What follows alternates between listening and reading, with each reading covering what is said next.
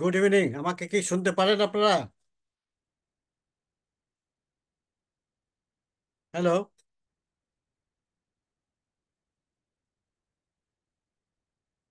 Can you hear me?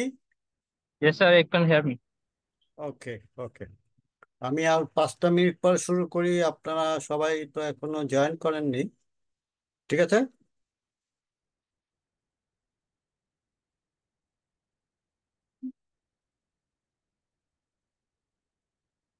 সবাইকে আসসালামু আলাইকুম।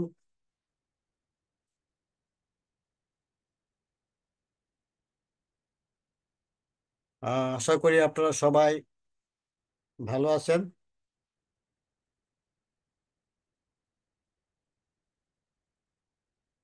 অনেক দিন পর, প্রায় 1 মাসের ঊর্ধ্বে সময় আমরা একাডেমিক কার্যক্রম চালাতে পারিনি। তো আস্তে আস্তে আমরা আশা করছি এটা কন্টিনিউশন থাকবে, কন্টিনিউ করতে পারবো।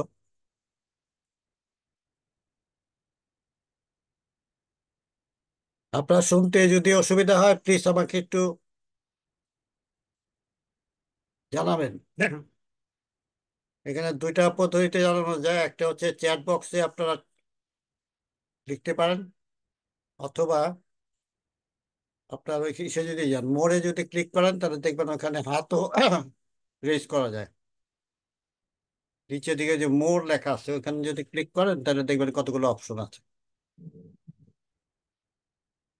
আম, আর 3 মিনিট পর আমি শুরু করি, ঠিক আছে?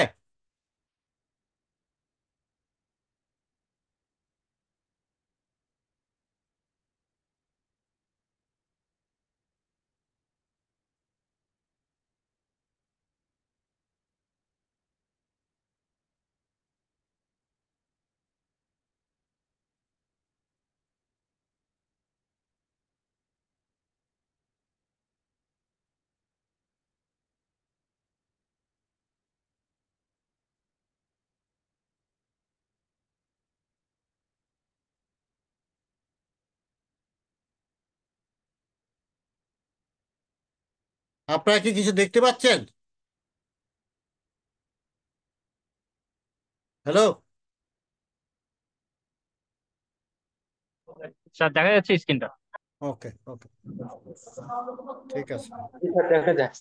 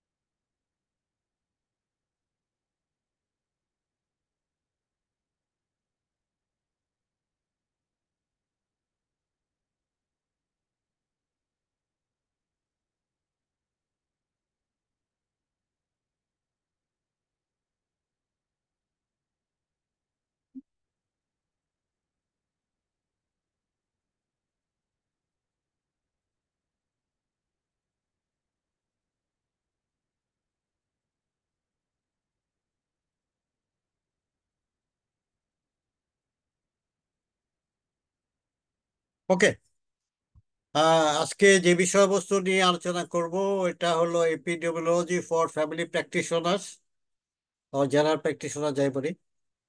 আসলে জেনারেল প্র্যাকটিশনার হবে, ফ্যামিলি ফ্যামিলি প্র্যাকটিশনার্স তো না, ফ্যামিলি ফিজিশিয়ান হয়।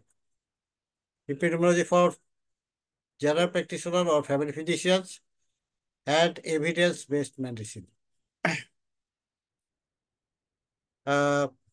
আমরা মেডিকেল স্কুলে যখন পড়েছি, কমিউনিটি মেডিসিন ডিপার্টমেন্টে, তখন আমাদের সাথে আমরা এই এপিডেমিওলজি শব্দটার সাথে একটু বেশি করে পরিচিত হয়েছি। আর ভেরি রিসেন্টলি, কোভিড প্যান্ডেমিকের সময় এপিডেমিওলজি সম্বন্ধে আরো কিছু জ্ঞান আমাদের কম বেশি সবার হয়েছে।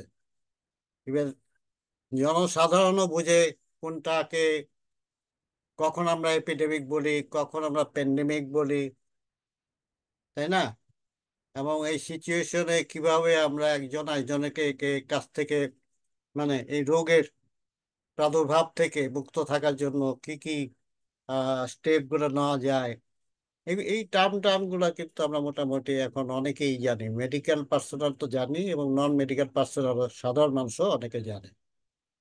তো এই টপিকসটা এখানে রাখার মুখ্য উদ্দেশ্য যেটা ছিল, আপনারা সম্ভবত জানেন সারা পৃথিবীতেই, আমি বলবো অধিকাংশ, মানে সারা বলবো না, মানে most of in most of the world, যারা নাকি মেডিকেল প্রফেশনাল তাদের বেসিক ডিগ্রি যেটা আমাদের দেশে যেটা বলে এমবিবিএস এর পরে যে পোস্ট গ্রাজুয়েট ডিগ্রিটা ওনারা করেন, সেটা হলো পাবলিক হেলথের একটা ডিগ্রি। সেটাকে আমরা এমপিএইচ বলি, তাই না? এবং এটা বিশেষ করে যারা নাকি ফিল্ড লেভেলে কাজ করেন, মানে এদের যাদেরকে আমরা জেনারেল প্র্যাকটিশনার বলছি বা ফ্যামিলি ফিজিশিয়ান বলছি অথবা ফার্স্ট কন্টাক্ট ডাক্তার, এদের জন্য এই মাস্টার্স ইন ফ্যামিলি পাবলিক হেলথটা খুব এসেনশিয়াল।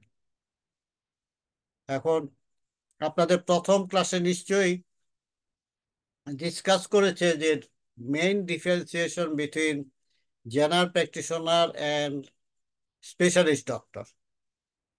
মেইন ডিফারেন্সিয়েশন হচ্ছে জেনারেল প্র্যাকটিশনার হলে continuation of the medical care আর কি, মানে কেয়ার বলতে আমি কিন্তু মেডিকেল কেয়ার, মানে জেনারেল প্র্যাকটিশনার বা ফ্যামিলি ফিজিশিয়ানের কাছে কিন্তু একটা রোগী তার ধাপে ধাপে যে চিকিৎসাগুলো আছে, চিকিৎসা পদ্ধতি আছে, প্রত্যেকটা ধাপের জন্যই কিন্তু সে জেনারেল প্র্যাকটিশনার বা ফ্যামিলি ফিজিশিয়ানের কাছে যায়। এটাকে যদি আমি একটু ঘুরে বলি, যেমন একটা রুগীকে আমি চিকিৎসা করলাম, এক সময় চিন্তা করলাম ওকে আমি আর এখন বাসায় রেখে চিকিৎসা করতে পারবো না, ওকে আমি হসপিটালে ভর্তি হওয়ার জন্য অ্যাডভাইস করলাম এবং অ্যাকর্ডিংলি সে হাসপাতালে ভর্তি হলো। ওখানে চিকিৎসা শেষ করে পরে আবার যখন বাসায় আসলো, তখন কিন্তু ও আবার আমার কাছে আসবে।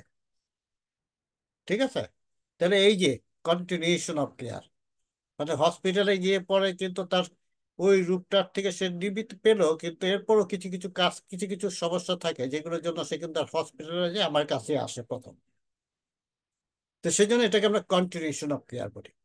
আমরা আরেকটা টার্মিনোলজি সম্বন্ধে কমিউনিটি মেডিসিনে যখন পড়েছি সেটা শিখেছি, কম্প্রিহেন্সিভ কম্প্রিহেন্সিভ হেলথ কেয়ার। এখন এখানেও কম্প্রিহেন্সিভ হেলথ কেয়ারের মধ্যে কিন্তু চারটা কম্পোনেন্ট ছিল, আপনাদের নিশ্চয়ই একটু যদি রিক্যাপিচুলেট করি, সেখানে ছিল কিউরেটিভ, প্রিভেন্টিভ, প্রমোটিভ অ্যান্ড রিহ্যাবিলিটেটিভ। তাহলে এখন জেনারেল প্র্যাকটিশনার কিন্তু এই চারটা কম্পোনেন্ট নিয়েই কাজ করে। তাহলে সে শুধু ওই রুগীকে কিউরেটিভ ট্রিটমেন্টই দিচ্ছে না, সে হেলথ প্রমোশনের কথা বলে, হেলথ প্রিভেনশনের কথা বলে, এবং যেসব রুগীরা অনেকদিন ধরে ভোগে তাদের কিছু রিহ্যাবিলিটেটিভ সার্ভিসও সে প্রোভাইড করে।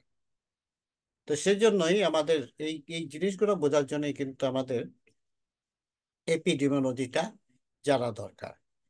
অ্যাজ এ অ্যাজ এ মানে যেটা আর কি, মানে এপিডেমিওলজি কি কি টুলস আছে, এই টুলস গুলা কিন্তু আমরা ইউজ করি। হ্যাঁ, আর সাথে সাথে এভিডেন্স বেসড মেডিসিন বলতে যেটা বোঝায়, সেটা হচ্ছে রিসার্চের মাধ্যমে আমরা যে মেডিকেল প্রবলেমগুলো আছে, ক্লিনিক্যাল প্রবলেমগুলো আছে, সেই প্রবলেমগুলোর একটা অ্যান্সার খুঁজি এবং এই অ্যান্সারগুলো থেকে একটা এভিডেন্স তৈরি হয়। এই এভিডেন্সটা ধরে কিন্তু আমাদের চিকিৎসা ব্যবস্থায় আমরা এটা প্রয়োগ করি। এটা যদি সহজ সরল একটা এক্সাম্পল যদি দিই, যেমন ধরেন আমার কাছে একটা রুগী আসলো যেটাকে কার্ডিওলজিস্ট ডায়াগনোসিস করছে যে তার ইসকেমিক হার্ট ডিজিজ আছে, এবং সে এনজিওগ্রাম করার পরে তাকে দেখা গেল তার 70%-এর উপরে কোনো কোনো, মানে ব্রেন যে তিনটা ভেসেল আছে, তিনটা ভেসেলই প্রায় 70% এবং ব্লক হয়ে আছে। তা এখন তাকে অপশন দেওয়া হলো যে মানে আপনি বাইপাসে যেতে পারেন অথবা ভ্যালুনোপ্লাস্টি যেটা বলে আর কি, মানে ওই যে স্টেন্টিং।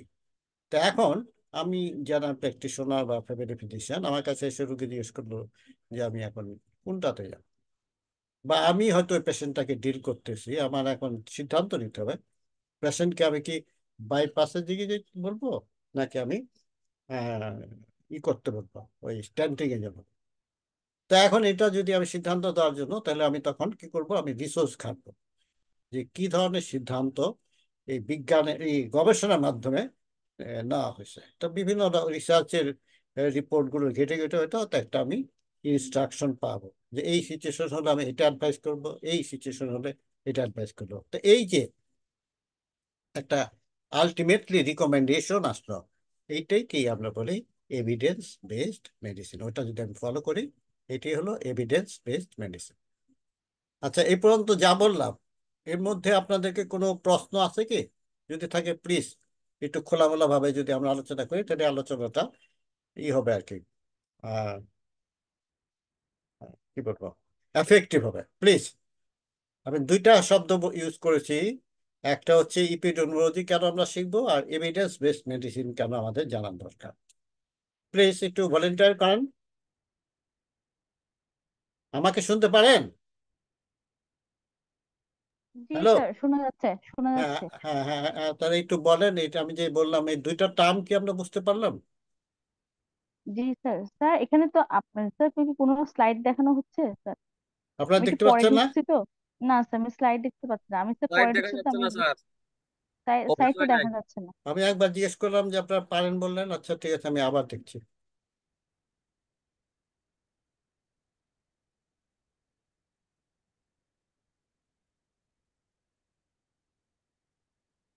এখন দেখা যায়? জি দেখা যাচ্ছে। স্যার এখন দেখা যাচ্ছে। এখন দেখা যাচ্ছে স্যার। ও আচ্ছা, আগে বললেন কি জন্য দেখা যায় সেজন্য। আচ্ছা ঠিক আছে, ওকে। এখন দেখতে পাচ্ছেন তো না? জি। দেখা যাচ্ছে? জি দেখা হ্যাঁ, যাচ্ছে। ওকে, দেখা যাচ্ছে।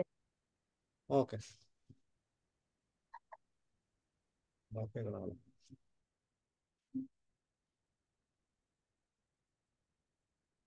আচ্ছা, তাহলে আজকের এই সেশন থেকে আমরা যেটা আলোচনা করব, বেসিক এপিডেমিওলজি, মানে এপিডেমিওলজি বুঝতে হলে যে বেসিক নলেজটা দরকার সেটা, এবং এভিডেন্স বেসড মেডিসিন সম্বন্ধে। এখানে কিছু টার্মিনোলজি আমরা ইউজ করি, এপিডেমিওলজিক্যাল টার্মিনোলজি, দুটো সম্বন্ধে একটু আলোচনা হবে। এবং আমরা যখন গবেষণা করি, যে কোনো গবেষণাকে কিন্তু এপিডেমিওলজিক্যাল রিসার্চ বলা হয়, বিশেষ করে মেডিকেল সায়েন্সের জন্য। হ্যাঁ, সেই রিসার্চ গুলো করতে হলে কি মানে কিছুটা নলেজের দরকার আছে, এবং একটা স্টাডি বা একটা গবেষণার যে ফলাফল, সেটা ফলাফলটাকে আমরা কিভাবে ইন্টারপ্রেট করব, মানে কিভাবে আমরা বুঝবো, এবং সেটা আমাদের প্র্যাকটিক্যাল ফিল্ডে যখন আমরা পেশেন্টের কাছে যাব, সেটা কিভাবে আমরা ইউজ করব। মূলত এই তিনটা আমাদের আজকের লার্নিং অবজেক্টিভ।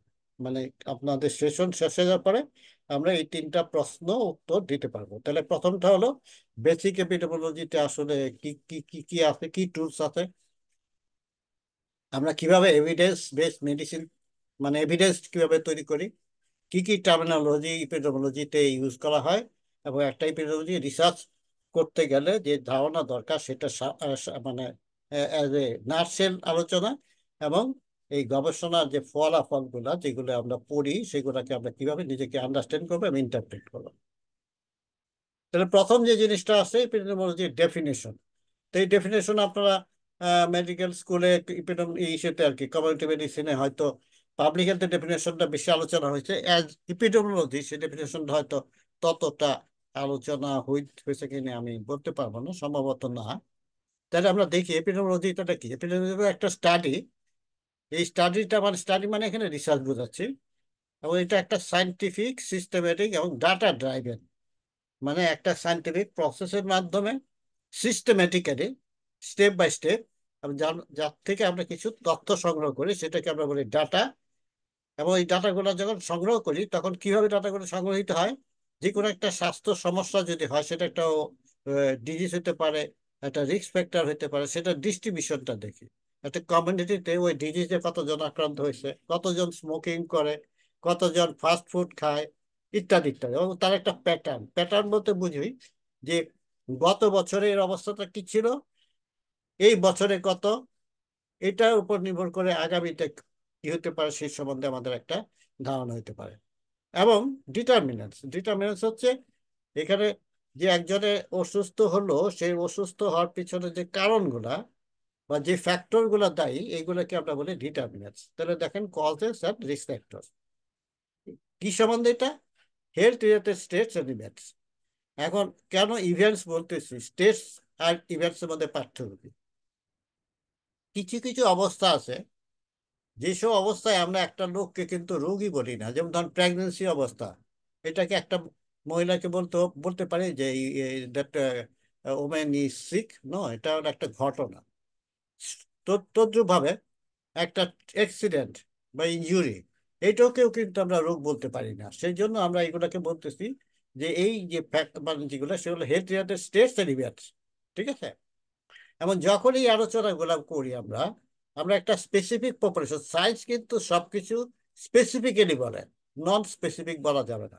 তাহলে এই পপুলেশনটা কাজ যাদের সম্বন্ধে আমি কথা বলতেছি, যেমন ধর বলতেছি যে এই লোকালিটিতে 40% লোক স্মোক করে, অথবা 30% লোক স্মোক করে, অথবা 10% শিশুরা ডায়রিয়াতে ভোগে, তখন তার এই এই কারা, এরা কারা, ওদেরকে স্পেসিফাই করতে হবে। ঠিক আছে? তো সেই স্পেসিফাই করতে গেলে আমরা গ্লোবালি বলতে পারি, কোনো কান্ট্রি ওয়াইজ বলতে পারি, কোনো স্টেট ওয়াইজ বলতে পারি, সিটি বলতে পারি, একটা কমিউনিটিকে বলতে পারি, একটা স্কুলের কথা বলতে পারি। দেখা যায় এটাকে আমাকে স্পেসিফাই করতে হবে। তাহলে এই ডেফিনেশনটা দেখেন, খুব একটা ইউনিক ডেফিনেশন। এই ডেফিনেশনটা বুঝলেই কিন্তু আমরা বুঝতে পারি আসলে এপিডেমিওলজি কি নিয়ে কাজ করে, এবং এই এপিডেমিওলজি স্টাডিগুলো করতে গেলে আমাদের কি কি তথ্যের দরকার হয়। It is also application of the study to the control of health problem. তাহলে এই যে কথাটা আমরা বললাম, আমরা গবেষণা কেন করি? গবেষণা কেন করি? গবেষণা করি যে either we have a question, we try to find out the answer, or we have a problem, we want to solution of the problem. এবং এই সলভ করতে গেলেই কিন্তু আমাদের কিছু তথ্য সংগ্রহ করতে হবে। এই তথ্যের ভিত্তিতেই কিন্তু আমরা আমরা সলিউশনের রাস্তা খুঁজি। তাহলে যে কোনো সমস্যা থাকলে তার কারণ খুঁজতে হবে, কেন এটা হচ্ছে, কেন এটা হচ্ছে, কেন এর হচ্ছে বির হচ্ছে না। ঠিক আছে? এবং এগুলোর জন্য আমাদের কিন্তু তথ্য সংগ্রহ করতে হয়, তবে এই সব তথ্যগুলোকে আমরা বিশ্লেষণ করে তারপর একটা কনক্লুশনে আসি। ঠিক আছে? আলটিমেটলি আমরা কি করতে চাই? একটা সমস্যার সমাধান খুঁজি, অথবা একটা প্রশ্নের উত্তর খুঁজি। এতটুকু বোঝা গেছে? আমি কি প্রসিড করব? জি, জি, আচ্ছা, বুঝা গেছে। তাহলে এখন দেখেন, এই এপিডেমিওলজি কিন্তু অনেক রকম এপিডেমিওলজি আছে। এই এপিডেমিওলজি নলেজটা যখন আমরা ক্লিনিক্যাল প্র্যাকটিসে ইউজ করব, তখন সেটা হয়ে যাবে ক্লিনিক্যাল এপিডেমিওলজি। আমাদের দেশে এই জিনিসটা নাই, এখন পর্যন্ত আমার চোখে পড়েনি।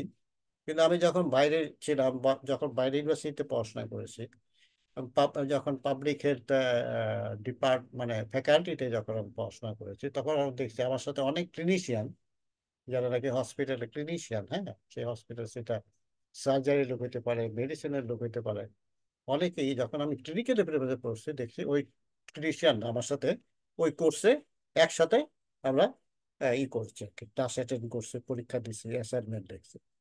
তাহলে এটা মানে বলতে গেলে আমি বললাম কেন, কারণ হলো যে আপনাকে এভিডেন্স তৈরি করতে হলে কিন্তু এপিডেমিওলজি জানতেই হবে।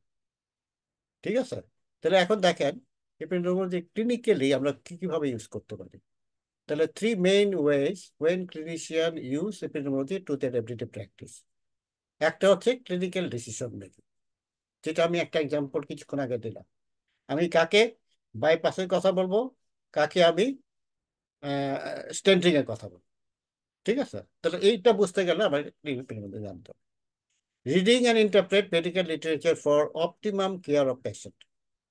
যেমন একটা ছোট এক্সাম্পল দিই, আপনারা হয়তো জানেন, আপনারা যদি পুরনো বই পুস্তক দেখেন, এক সময় কিন্তু আপনার এই ইসকেমিক হার্ট অ্যাটাক অথবা এই ধরনের অসুস্থতার প্রিভেনশনের জন্য যে অ্যাসপিরিনটা ইউজ করতো, সেটা আজকে যেটা 75 মিলিগ্রাম দিচ্ছি, সেটা কিন্তু আরো আগে 150 মিলিগ্রাম দেওয়া হতো, 100 বা 100 মিলিগ্রাম আসতো, তারপর এখন আমরা এসে 75-এ আসতাম। এই যে চেঞ্জটা, এই চেঞ্জটাও কিন্তু, হ্যাঁ, এই গবেষণার মাধ্যমেই কিন্তু দেখা গেছে যে 75 মিলিগ্রাম দিলে sufficient.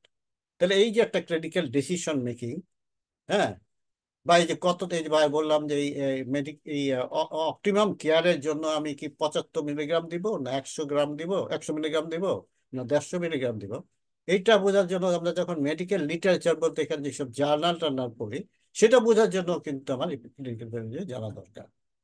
Describing and understanding the aetiology of the disease.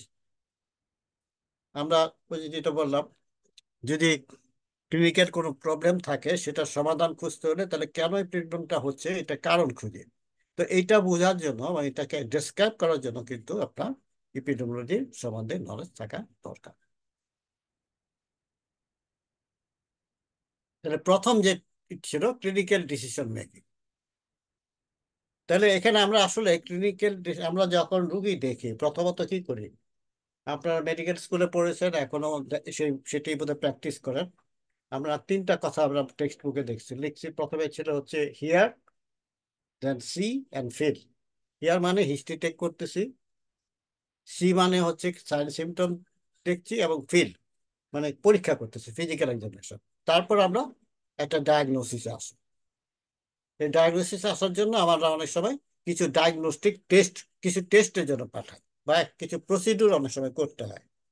প্রসিডিউরের মধ্যে যেমন ধরেন, একটা পেশেন্ট আমার কাছে আসলো পার রেক্টাল ব্লিডিং নিয়ে, তাহলে কি করতে হবে আমাকে? সমস্ত ওই হিস্ট্রি টিস্ট্রি ফিজিক্যালাইজেশন করতে পরে আমি একটা প্রবাবল কয়েকটা ডিফারেন্সিয়াল ডায়াগনোসিস করে আমার আমার আমি কিন্তু তখন কিছু প্রসিডিউর করি, যে প্রসিডিউরটাকে আমরা বলবো, আমরা এখানে কি করি, পার রেক্টাল এক্সামিনেশন করে দেখি, তাই না?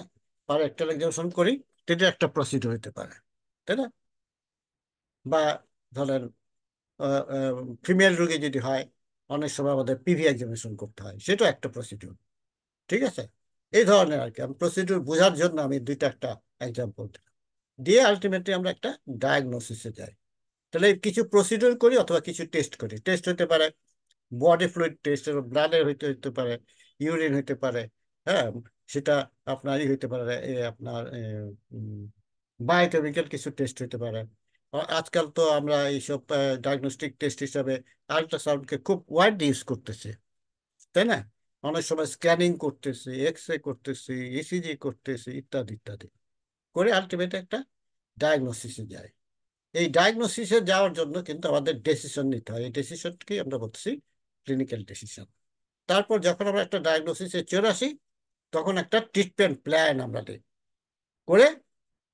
ট্রিটমেন্টও কিন্তু ওই যে বললাম যে দুই রকম থাকতে পারে। কিছু কিছু পেশেন্টদেরকে আমরা কনজারভেটিভ ট্রিটমেন্টে করি, কিছু কিছু পেশেন্টকে আমরা সার্জিক্যাল ট্রিটমেন্টে পাঠাই, ইত্যাদি ইত্যাদি। ঠিক আছে? তো এখানে এই যে যে চয়েস, আমাদের সিরিজ অফ চয়েস থাকে। এই চয়েস থেকে আমাদের কিন্তু একটা স্পেসিফিক চয়েস বের করতে হয় ফর দ্যাট পার্টিকুলার পেশেন্ট। ঠিক আছে? তারপরে pattern of diagnosis and treatment আর sometimes less than optimal. For example, আচ্ছা দেন এখন এটি এক্সাম্পল হিসেবে আমি আপনাদেরকে নেক্সট স্লাইডে দেখাবো যে কিভাবে আমরা ক্লিনিক্যাল ডিসিশন গুলো নেই। সে এক্সাম্পল, আপনি ডায়াগনোসিসটা হলো টনসিলাইটিস।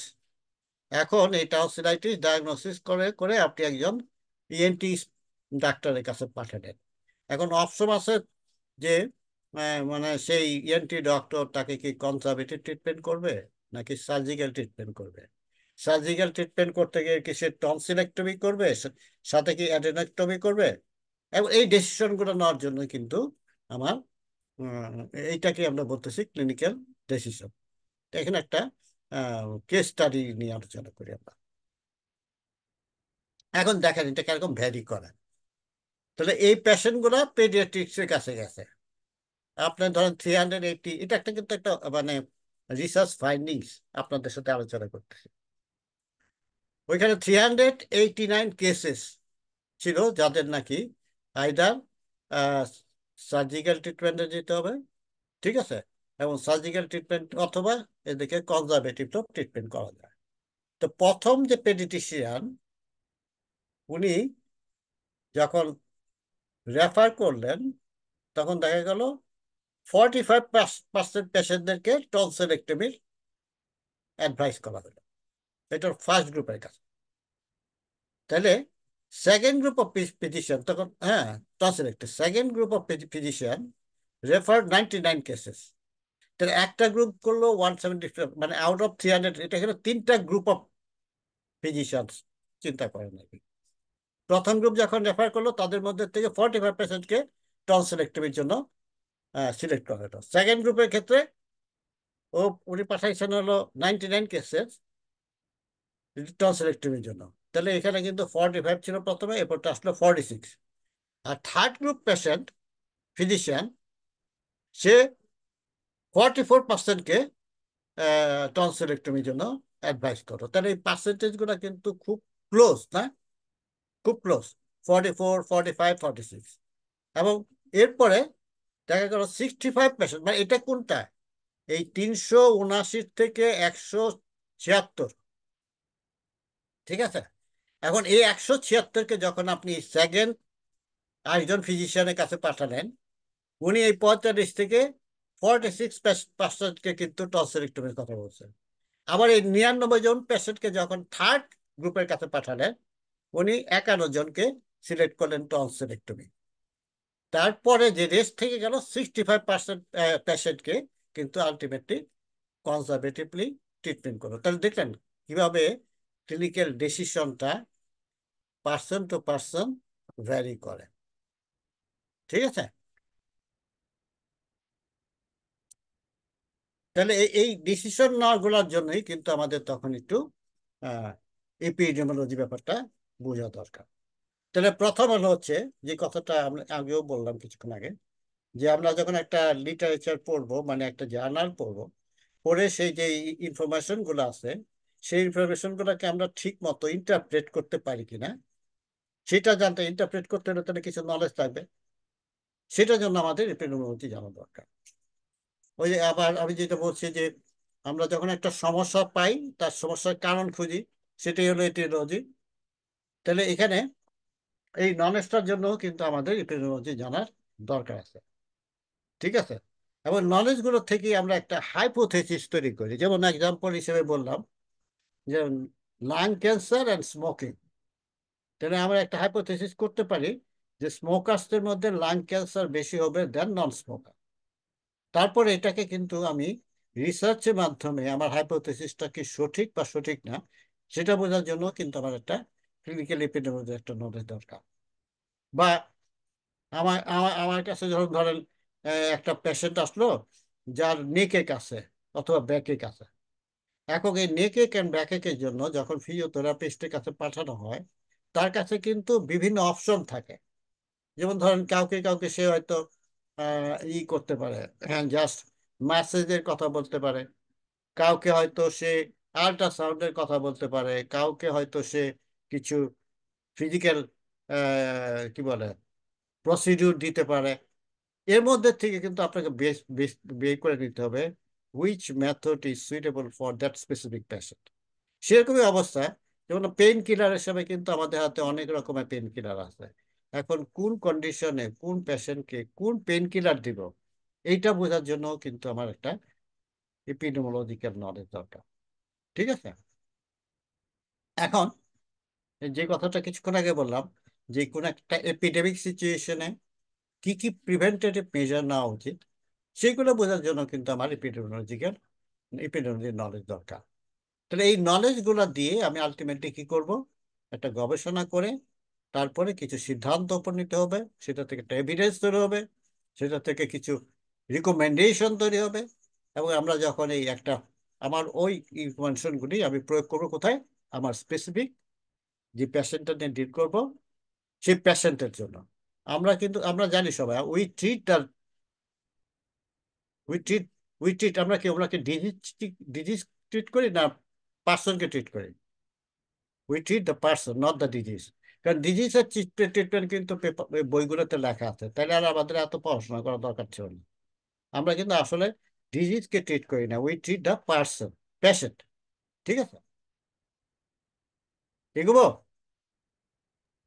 জি স্যার।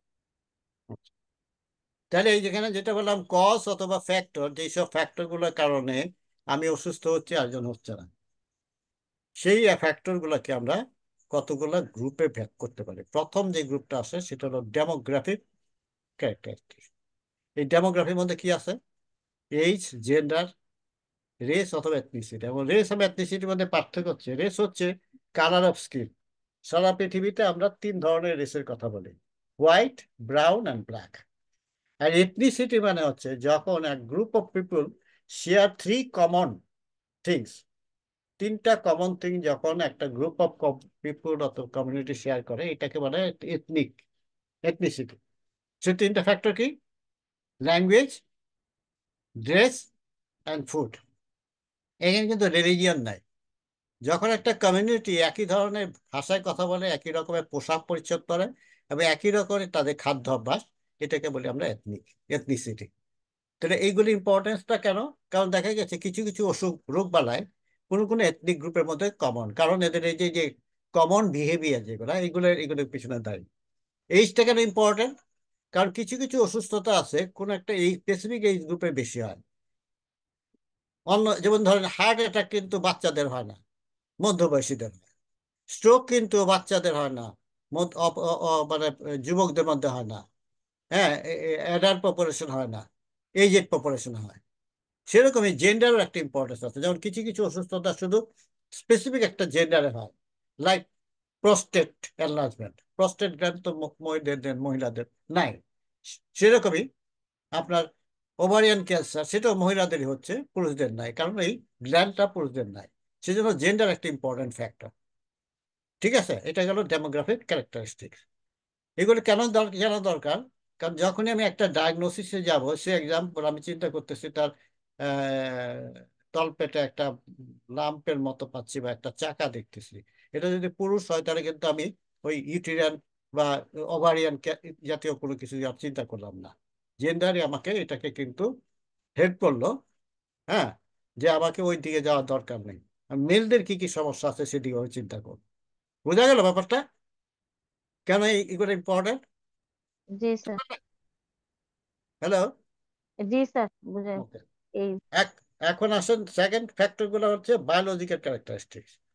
স্যার, যে রেস বায়োলজিক মানে শুধু কালার দিয়ে তিনটা কালার, আর কিছু নাই স্যার? না, রেস মানে এই রেস তিনটা মানে, হ্যাঁ, কালার। রেস মানে কালার অফ স্কিন। আর তো নাই তো পৃথিবীতে, তো মানুষের কাছে কালার, স্কিন কালার ও অনুযায়ী তো তিনটা ভাগে না, ভাগ করতে পারবেন, তাই না? জি না স্যার, মানে রেস মানে শুধু কালার মানে দিয়ে হ্যাঁ, ভাগ কালার অফ করে স্কিন। এটা বলতেছি। রেস বলতে আমরা আচ্ছা আচ্ছা। কালার অফ স্কিন বুঝি, আর কিছু না। ঠিক আছে। জি। যেমন আফ্রিকাতে কিছু কিছু যেমন আফ্রিকানরা কিছু কিছু ডিজিজে কিন্তু প্রটেক্টেড, লাইক স্কিন ক্যান্সার কিন্তু আফ্রিকাতে হয় হুম। না। আফ্রিকাতে হয় না। তার কারণ হয় হলো না। তাদের মেলানিন কিন্তু লেভেল মেলানিন কিন্তু অনেক বেশি। আবার বেশি। যারা হোয়াইট এদের মধ্যে কিন্তু স্কিন ক্যান্সার বেশি। স্কিন তার ক্যান্সার কারণ বেশি। হলো মেলানিনটা তাদের কম। তাহলে এখানে রেসটা একটা ইম্পর্টেন্ট ফ্যাক্টর হয়ে গেল, জি। বুঝতে পারছেন? জি। আচ্ছা, যেমন আপনার আরেকটা ডিজিজের কথা যদি বলি, আপনার কি বলে বার্জার ডিজিজ। বার্জার ডিজিজও কিন্তু একটা স্পেসিফিক এথনিক গ্রুপে বেশি। ভেনে যেরকম বলে ভেরিকজ ভেইন, এখানেও কিন্তু ভেরিকোসিটি একটা অফ ভেইন। এথনিক গ্রুপের মধ্যে বেশি, তাই না? এগুলো আপনারা জানেন, মেডিকেল স্কুলে পড়ে আসছেন। এই জন্য এই ফ্যাক্টর গুলো আমাদের হেল্প করে ডিফারেন্সিয়েট করতে ডিজিজকে। আচ্ছা, যেমন ধরেন ওই যে আপনার হেমোফিলিয়া না, কি যেন এটা, আম, একটা যে কিসের ডিজিজ আছে যেটা আপনার বলি থ্যালাসেমিয়া। থ্যালাসেমিয়াও কিন্তু আপনার একটা যে এথনিসিটি। একটা এথনিক গ্রুপের মধ্যে বেশি, তাই না? হ্যাঁ।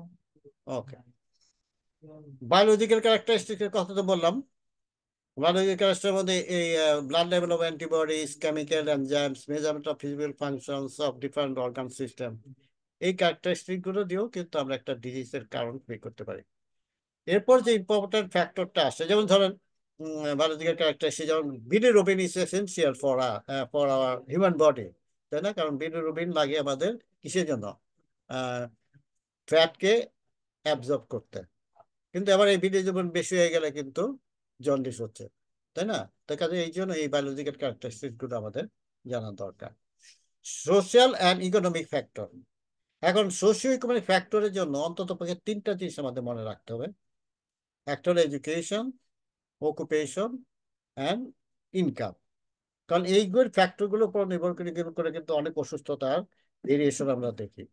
যেমন এডুকেটেড পিপুল আর জানে হাউ টু কিপ হেলদি, তাই না? ওই প্র্যাকটিস গুলো ওরা করে। আর যারা জানে না সে প্র্যাকটিস গুলো করে না। ঠিক আছে। যেমন আমেরিকাতে একটা স্টাডি করে দেখা গেছে যে ব্রেস্ট ক্যান্সার ব্রেস্ট ক্যান্সার আপনার আহ, এই- ইসে হয়, ব্ল্যাকদের কম হয় দেন হোয়াইটদের। কিন্তু আবার দেখা গেল ব্রেস্ট ক্যান্সারের থেকে ডেথ রেট কিন্তু ব্ল্যাকদের বেশি হোয়াইটের চেয়ে। আবার এক্সাম্পলটা বুঝতে পারলেন? মানে breast cancer is more common among white white. American then black American. এটা হলো মরবিডিটি বললাম। But mortality is more among African American আপ- দেন হোয়াইট আমেরিকান। হুম, এখানে কিন্তু সোশ্യോ ইকোনমিক স্ট্যাটাসটা আসছে। তার কারণ কি, অধিকাংশ ব্ল্যাক আমেরিকানরা কিন্তু সোশ্യോ ইকোনমিক স্ট্যাটাসে lower then the white white American. Hmm, এদের ইনকাম কম, এদের এডুকেশন কম, কম। এরা হয়তো যে এরকম ধরনের অকুপেশনে আছে যেসব অকুপেশন গুলা হেলথ রিস্ক বেশি। কথা বুঝছেন? হুম, কাজে এই জন্য সোশ্യോ ইকোনমিক ফ্যাক্টরটা একটা ইম্পর্টেন্ট। এখন আমরা যেটা আমাদের দেশে আমরা এখনো সেরকম ভাবে প্র্যাকটিস করতে পারিনি, আমরা আমাদের এই সার্টিফিকেট কোর্সে কিন্তু আমরা এটাকে সবসময় ফোকাস করার চেষ্টা করি। আপনারা যখনই হিস্ট্রি নেবেন, সোশ্যাল হিস্ট্রিটা বেশ খুব ইম্পর্টেন্ট। কারণ কেন ইম্পর্টেন্ট, আজকের যুগের জন্য যত এটা খুবই ইম্পর্টেন্ট। যেমন আমার কাছে একটা পেশেন্ট আসলো, আমি তার হিস্ট্রি নিলাম, তার সাইন সিমটম দেখলাম, দেন তার আপনার করলাম, কিছু ফিজিক্যাল এক্সামিনেশন করলাম। হ্যাঁ, এরপর হয়তো আমি চিন্তা করলাম আমি কিছু টেস্ট করতে পাঠাবো। সেই সময় সোশ্যাল হিস্ট্রিটা ইম্পর্টেন্ট। আমি যদি দেখি লোকটা সোশিও ইকোনমিক্যালি খুবই পোর কন্ডিশন আছে, যতটুক না করলেই নয়, ততটুক করার জন্যই পাঠাবো, কারণ তাকে তো অ্যাফোর্ড করতে হবে। ঠিক আছে? একটা ড্রাগ দেওয়ার ব্যাপারও কিন্তু আমি চিন্তা করব, whether he can afford this medication. কারণ এখানে কিন্তু ওষুধটা তার 5 দিনে খাওয়া দরকার, সে 5 দিন কিনতে পারবে কিনা সেটা কিন্তু আমার জাজ করে দেখতে হবে। তো কাজে এখানে এই ফ্যাক্টর গুলো খুব ইম্পর্টেন্ট, আমাদের মনে রাখতে হবে এগুলো। দেন আসতেছে পার্সোনাল হ্যাবিট, যেটাকে আমরা বিহেভিয়ার ফ্যাক্টর বলি। এর মধ্যে আপনার ইম্পর্টেন্ট পার্সোনাল হ্যাবিটের মধ্যে আমরা একটা বলি হচ্ছে smoking, physical exercise, dietary habit. আবার কিছু কিছু পার্সোনাল হ্যাবিট আছে অনেকে পৃথিবীতে দেখা গেছে এখন দেখি একটা আমাদের পার্সোনাল হ্যাবিট অনেকে আবার পার্সোনাল হ্যাবিট ড্রাগও ইউজ করে, ড্রাগ। হ্যাঁ, তাতে এইগুলোর কারণও কিন্তু অনেক আমাদের পুরো এই যে বডি যে সিস্টেমটা কিন্তু ডিএনএস আছে। এরপর আসলো কিছু জেনেটিক ফ্যাক্টর, যেরকম ফ্যামিলিতে কোনো অসুস্থতা থাকলে সেটা পরবর্তী পর্যায়ে, যেমন হাইপারটেনশনের কথাই বলি বা টাইপ 2 ডায়াবেটিসের কথা বলি, এটা কিন্তু জেনেটিক্যালি প্রেডিসপোজড। বা কিছু কিছু ব্লাড গ্রুপের মধ্যে দেখা গেছে কিছু কিছু অসুস্থতা বেশি দেখা যায়। যেমন আপনারা নিশ্চয়ই জানেন যে ক্যান্সারের সাথে একটা ব্লাড গ্রুপের একটা সম্পর্ক আছে। কেউ বলতে পারবেন সেটা কোন ব্লাড গ্রুপ? বিশেষ করে আপনার স্টোমাক ক্যান্সার, জানেন কি এটা? ও জানি, এমনি ও মনে হচ্ছিল স্যার পড়ছিলাম স্যার, এখন মনে করতে পারতেছি না স্যার। তো যাই হোক, আপনি যে মনে করতে পারতেছেন একটা সম্পর্ক আছে। আচ্ছা, লাস্ট ফ্যাক্টর যেটা access to health care facility, এটা কেন আমরা একটা ওই ফ্যাক্টর হিসেবে রাখতাম? কারণ ধরেন একটা চিটাগাং হিলটেক্সে একটা প্রত্যন্ত অঞ্চলে একটা মানুষের যদি ইসকেমিক হার্ট অ্যাটাক হয়, তাকে হাসপাতালে যে পৌঁছাতে পৌঁছাতে এ কিন্তু রাস্তায় সে মারা যাবে। তাহলে accessibility to health care facilities একটা ইম্পর্টেন্ট ফ্যাক্টর। ঢাকা জি, শহরে কিন্তু এই ঝুঁকিটা কম, তাই না? এখন এই জি, অ্যাক্সেসিবিলিটি বলতে কিন্তু শুধু চিকিৎসা ব্যবস্থা আছে, কিন্তু এটা অ্যাফোর্ডেবিলিটিও একটা ইম্পর্টেন্ট ফ্যাক্টর। সেই ব্যবস্থাটাকে আমি অ্যাফোর্ড করতে পারছি কিনা, শুধু হাসপাতাল থাকলেই হবে না, সেটা অ্যাফোর্ডেবল কিনা সেটা একটা ফ্যাক্টর। আবার হাসপাতাল আছে কিন্তু যেই ফ্যাসিলিটিসটা দরকার সেটা এখানে নাই, হয় ডাক্তার নাই পর্যাপ্ত পরিমাণে, অথবা ডাক্তার আছে নার্স কম আছে, বা যেই ডায়াগনস্টিক ফ্যাসিলিটিস গুলো থাকা দরকার, ইনস্ট্রুমেন্ট আছে কিন্তু এইটা অকেজ হয়ে বসে আছে। কারণ এগুলি দিয়েও কিন্তু আমরা accessibility of health care facilities কথা মানে নির্ণয় করি আর কি। তো আমি যে কথা বলছিলাম যে কম্প্রিহেনসিভ হেলথ কেয়ারের মধ্যে প্রিভেনশন একটা ইম্পর্টেন্ট ফ্যাক্টর। আপনারা সবাই এই মেডিকেল স্কুলে পড়ছেন, এই প্রিভেনশনের 3টা লেভেল আছে। ইনফ্যাক্ট এটা 5টা লেভেল, একটা প্রাইমারি, সেকেন্ডারি অ্যান্ড টার্সিয়ারি। কারণ আমরা জানি, সবাই জানি যে prevention is easier than treatment. মানে একটা ডিজিজ কে প্রিভেন্ট করতে পারলে, প্রিভেন্ট করাটা যত সহজ, যেটাকে চিকিৎসা করতে গেলে তত সহজ এবং ব্যয়বহুল বটে। তো সেজন্য আমরা যদি শুরু থেকেই এই প্রিভেনশনের দিকে যারা জেনারেল প্র্যাকটিশনার আছি বা মেডিকেল বা ফ্যামিলি ফিজিশিয়ান আছি, আমাদের এই নলেজটা থাকতে হবে এবং আমাদের ইটাও থাকতে হবে, মোটিভেশনও থাকতে হবে, ডিজিজকে প্রিভেন্ট করা, দেন ওরকম সিচুয়েশন তৈরি করা যখন রুগীটাকে এক পর্যায়ে গিয়ে আমি আর চিকিৎসা করতে আর পারলাম না বা পারবো না। তাহলে primary prevention is the best approach. তাহলে একটা আমরা প্রিভেনশন আর কন্ট্রোল এই দুইটা টার্মিনোলজির পার্থক্য যদি দেখি, প্রিভেনশন হচ্ছে before the appearance of the disease, আর কন্ট্রোল হচ্ছে ডিজিজ হয়ে গেল এটাকে কিসের মধ্যে রাখা, নিয়ন্ত্রণের মধ্যে রাখা, যেন এটা তার সিভিয়ারিটির দিকে না যায়, সিভিয়ার যেন না হয়। তো এখানে দেখেন প্রাইমারি প্রিভেনশনের একটা এক্সাম্পল বলছি আমরা, preventing the initial development of the disease. যেমন একটা রুগী আমার কাছে আসলো, দেখলাম যে তার বয়স অনুযায়ী এবং তার হাইট অনুযায়ী তার যে ওজন, আমার কাছে মনে হলো সে একটু ওভারওয়েট হয়ে গেছে। তাহলে তখনই আমাকে কিন্তু, সে হয়তো আমার কাছে আসছিল জ্বর নিয়ে, আমি তাকে বলবো যে ভাই আপনি কিন্তু একটা ঝুঁকিতে আছেন, ভবিষ্যতে এই ওজনটা যদি আপনি নিয়ন্ত্রণে না রাখেন তাহলে কিন্তু আপনার ডায়াবেটিস হইতে পারে, আবার যে কোনো সময় প্রেশারও ভুগতে পারেন, আমার হার্টের অসুখ হইতে পারে। তাহলে এখানে একটা কি, এই যে দেখেন তখন থেকে যদি তাকে আমি প্রপার ডায়েটারি হ্যাবিটের সম্বন্ধে বলি, তাকে ফিজিক্যাল অ্যাক্টিভিটির কথা বলি, এবং যে বিহেভিয়ার ফ্যাক্টর গুলো আছে, যেমন স্মোকিং করলে স্মোক করতে বিরত থাকতে বলবো, ফ্যাট ফুড যেন না খায়, হোয়াট ইজ হেলদি ফুড, এগুলো সম্বন্ধে যদি বলি, তাহলে কিন্তু আমরা তাকে সেই ডায়াবেটিস বা হাইপার টেনশনের হাত থেকে রক্ষা করতে পারবো। তো সেই জন্য আমাদের সেই জন্য যে রিস্ক ফ্যাক্টর গুলো আছে এগুলো রিডাকশনের কথা চিন্তা করতে হবে। আর যদি আমরা কমিউনিকেবল ডিজিজের কথা বলি, সেগুলোকে প্রিভেন্ট করার জন্য আমাদের হাতে অনেক ভ্যাকসিন আছে, এবং যেগুলো আমরা দিয়ে থাকি এখন বাংলাদেশে এই আপনার ইসের মাধ্যমে, ইপিআই এর মাধ্যমে যে ভ্যাকসিন গুলো আছে এগুলো দেওয়ার কারণে কিন্তু আমরা শিশু মৃত্যুর হার অনেক কমিয়ে নিতে পারছে। ঠিক আছে, তাহলে প্রিভেনশন, প্রাইমারি প্রিভেনশন বলতে কি বললাম, যে যে রিস্ক ফ্যাক্টর গুলা ভবিষ্যতে তাকে একটা রোগের দিকে ঠেলে দেবে সেগুলোকে নিয়ন্ত্রণ করা, এবং কমিউনিকেবল ডিজিজের জন্য যেসব ভ্যাকসিন আমাদের হাতে আছে সেই ভ্যাকসিনগুলো দেওয়া, এবং স্বাস্থ্য শিক্ষার মাধ্যমে তাদেরকে কিভাবে সুস্থ থাকতে হয়, কি করলে সে সুস্থ থাকবে সেগুলো সম্বন্ধে তাদের মধ্যে আলোচনা করা, এটি হলো প্রাইমারি প্রিভেনশন।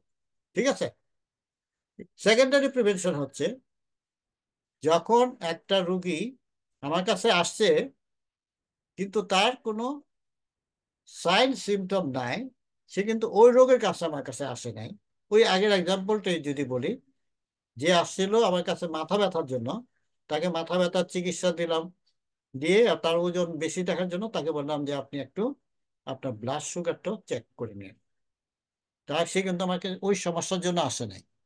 এখন এই ব্লাড সুগারটা চেক করলাম কিসের জন্য, তার তার মধ্যে ডায়াবেটিস আছে কিনা। এই টেস্টটাকে তখন আমরা বলতেছি একটা স্ক্রিনিং টেস্ট।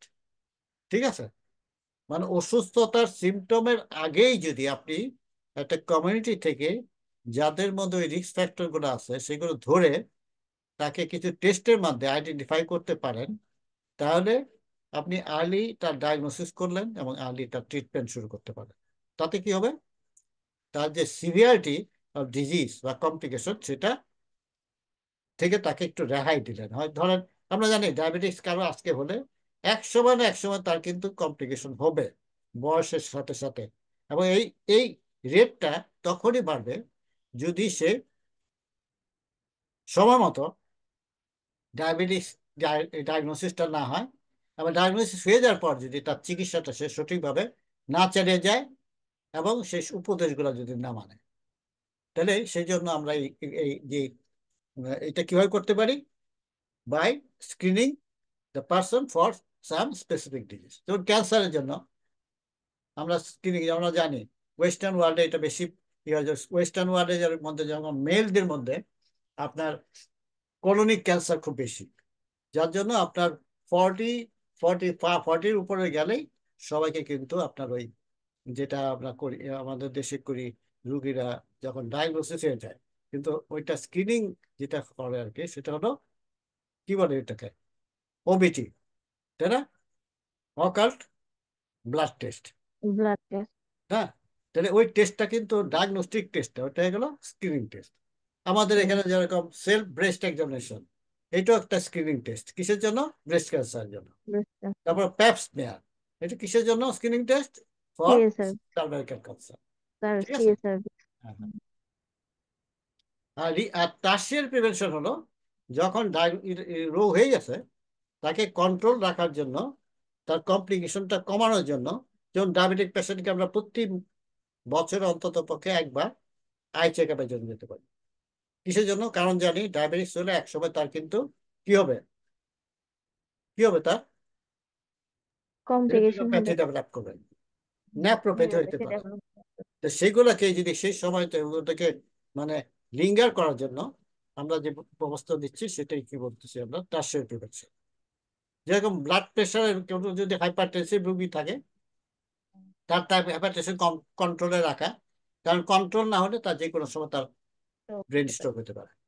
আর ব্রেন স্ট্রোক হয়ে গেলে সেই ব্রেন স্ট্রোকের পরে তাকে রিহেবিলিট করা, যেমন কারো হয়তো কথা বন্ধ হয়ে যায়, কথা বলতে পারে, স্পিচ থেরাপি লাগে, কারো হয়তো আপনার প্যারালাইসিস হয়ে যায়, তখন ফিজিওথেরাপি দিয়ে তার তার সেই অঙ্গ প্রত্যঙ্গকে আবার কার্যকর করা।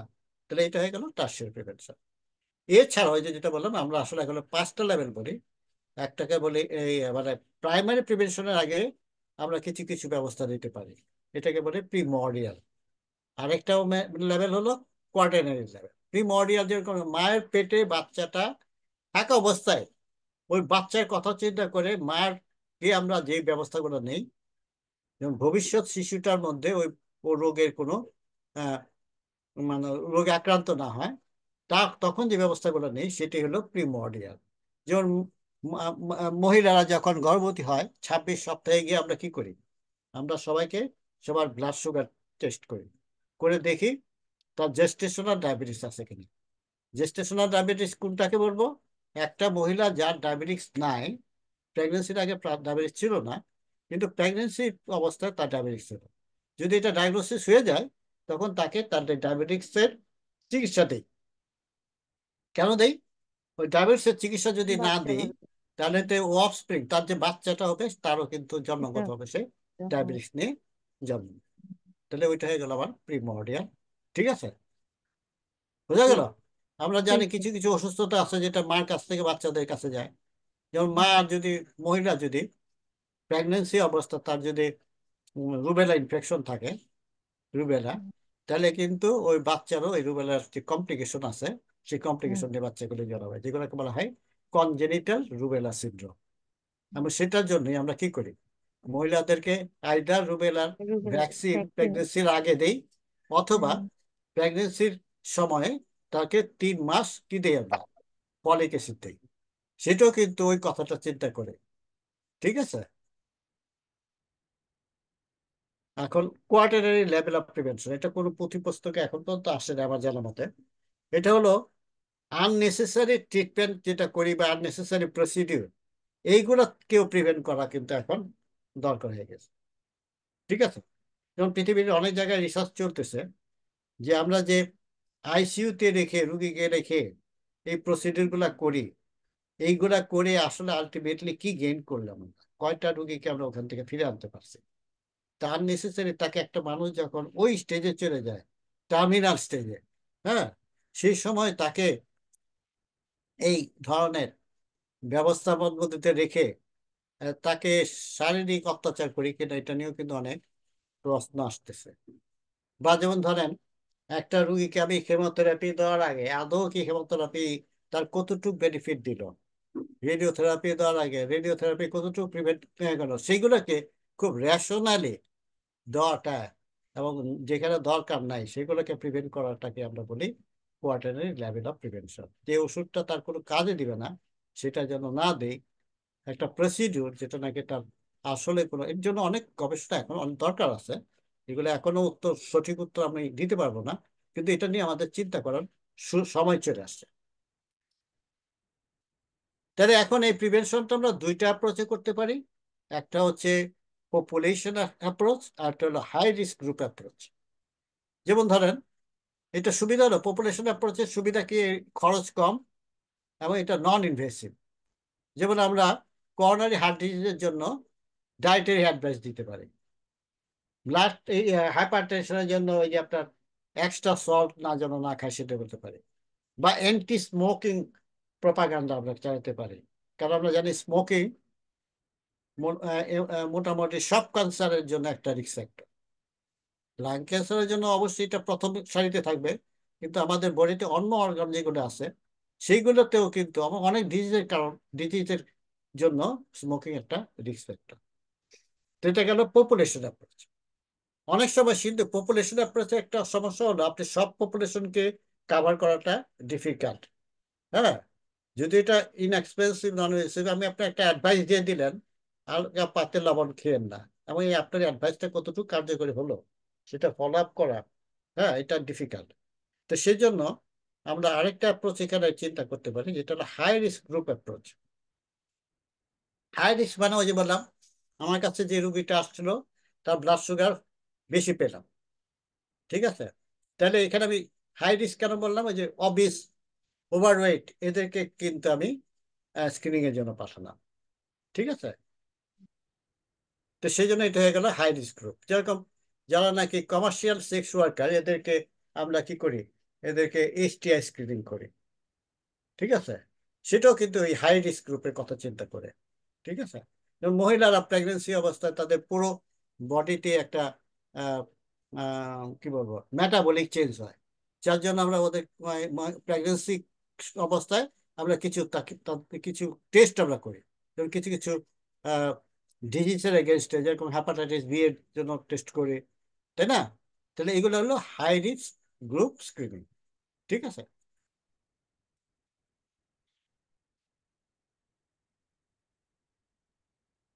এখন খুব তাড়াতাড়ি করে কিছু টার্মিনোলজিগুলো সম্বন্ধে আপনারা জানেন, এপিডেমিক, এন্ডেমিক, আউটব্রেক, এগুলো জানা কেন দরকার? এগুলো জানা দরকার এই কারণেই, দেখেন একটা আউটব্রেক থেকেই কিন্তু এপিডেমিক হয়। তাহলে এন্ডেমিক বলতে আমরা বুঝি যে কোনো একটা জিওগ্রাফিক্যাল টেরিটরিতে কিছু কিছু অসুস্থতা প্রতি বছরে কম বেশি হচ্ছে। যেমন এই আপনার চিটাগাং হিলট্রেক্সে ম্যালেরিয়া হয়, ঠিক আছে। ইমতিয়াজ সাহেব কি ইসেতে আছেন নাকি আপনার চেম্বারে? ডাক্তার ইমতিয়াজ, চেম্বারে আছেন আপনি? প্র্যাকটিস করতেছেন? Thank you for joining. আচ্ছা, তাহলে আউটব্রেকটা কি, এই যে আমরা বললাম যে কিছু একটা স্পেসিফিক এরিয়াতে যদি কোনো ডিজিজ হঠাৎ করে মানে প্রতি বছরে কম বেশি হয়, এই এই যে নাম্বার অফ ডিজিজ, এটাকে আমরা বলতেছি এপিডেমিক, সরি, এন্ডেমিক, এন্ডেমিক, ঠিক আছে। তাহলে এই disease pattern usually prevalent in a given population or geographical reason, মানে অল এটা অ্যাট অল অল। টাইমে থাকবে, অল টাইমে থাকবে, এটা হ্যাঁ একটু হ্যাঁ, ভুলে গেছি, এটা অল টাইমে সহনীয় থাকবে। পর্যায়ে আর কি। যেমন চিটাগাং হ্যাঁ, হিলট্রেক্সে প্রতি বছর ম্যালেরিয়া। কিছু না কিছু লোক আপনার ইসেতে আক্রান্ত হচ্ছে ম্যালেরিয়াতে। যেমন এখন বাংলাদেশেও কিন্তু ধরেন ডেঙ্গিটাও কিন্তু এক ধরনের এন্ডেমিক ডেঙ্গু হয়ে গেছে, এন্ডেমিক, প্রতি বছরে কিছু না কিছু আক্রান্ত প্রতি হচ্ছে, বছর।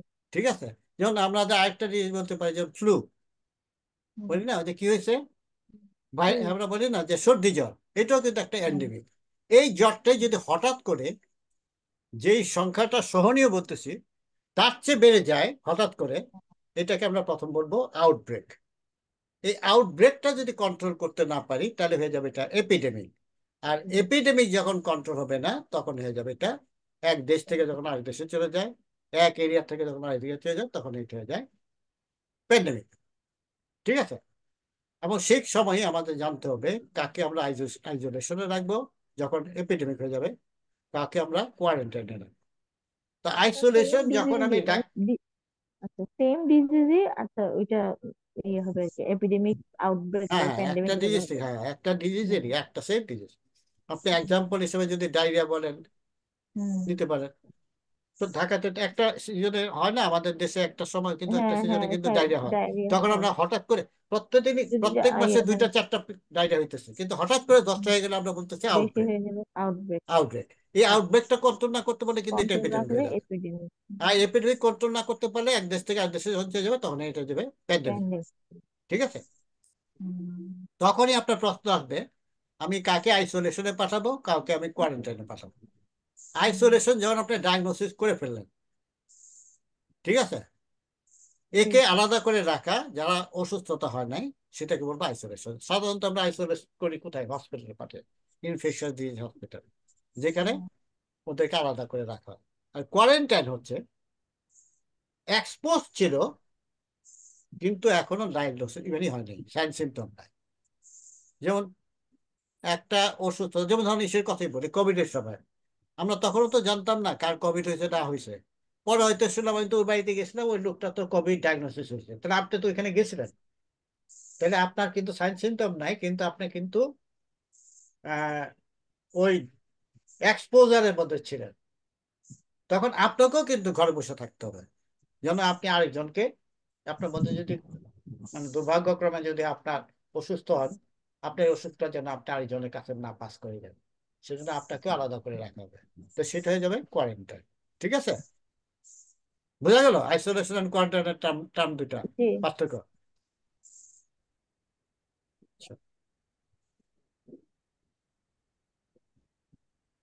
এখন এই বিশেষ করে যখন আমরা কমিউনিকেবল বা ইনফেকশন ডিজিজের কথা বলবো, তখন আমাদের এই ট্রায়াঙ্গেলটা বোঝার দরকার আছে। কারণ ডিজিজটা কিন্তু আসলে এই ট্রায়াঙ্গেলের মধ্যে কি জিনিস আছে, একটা হলো এজেন্ট, একটা হোস্ট, আর একটা এনভায়রনমেন্ট।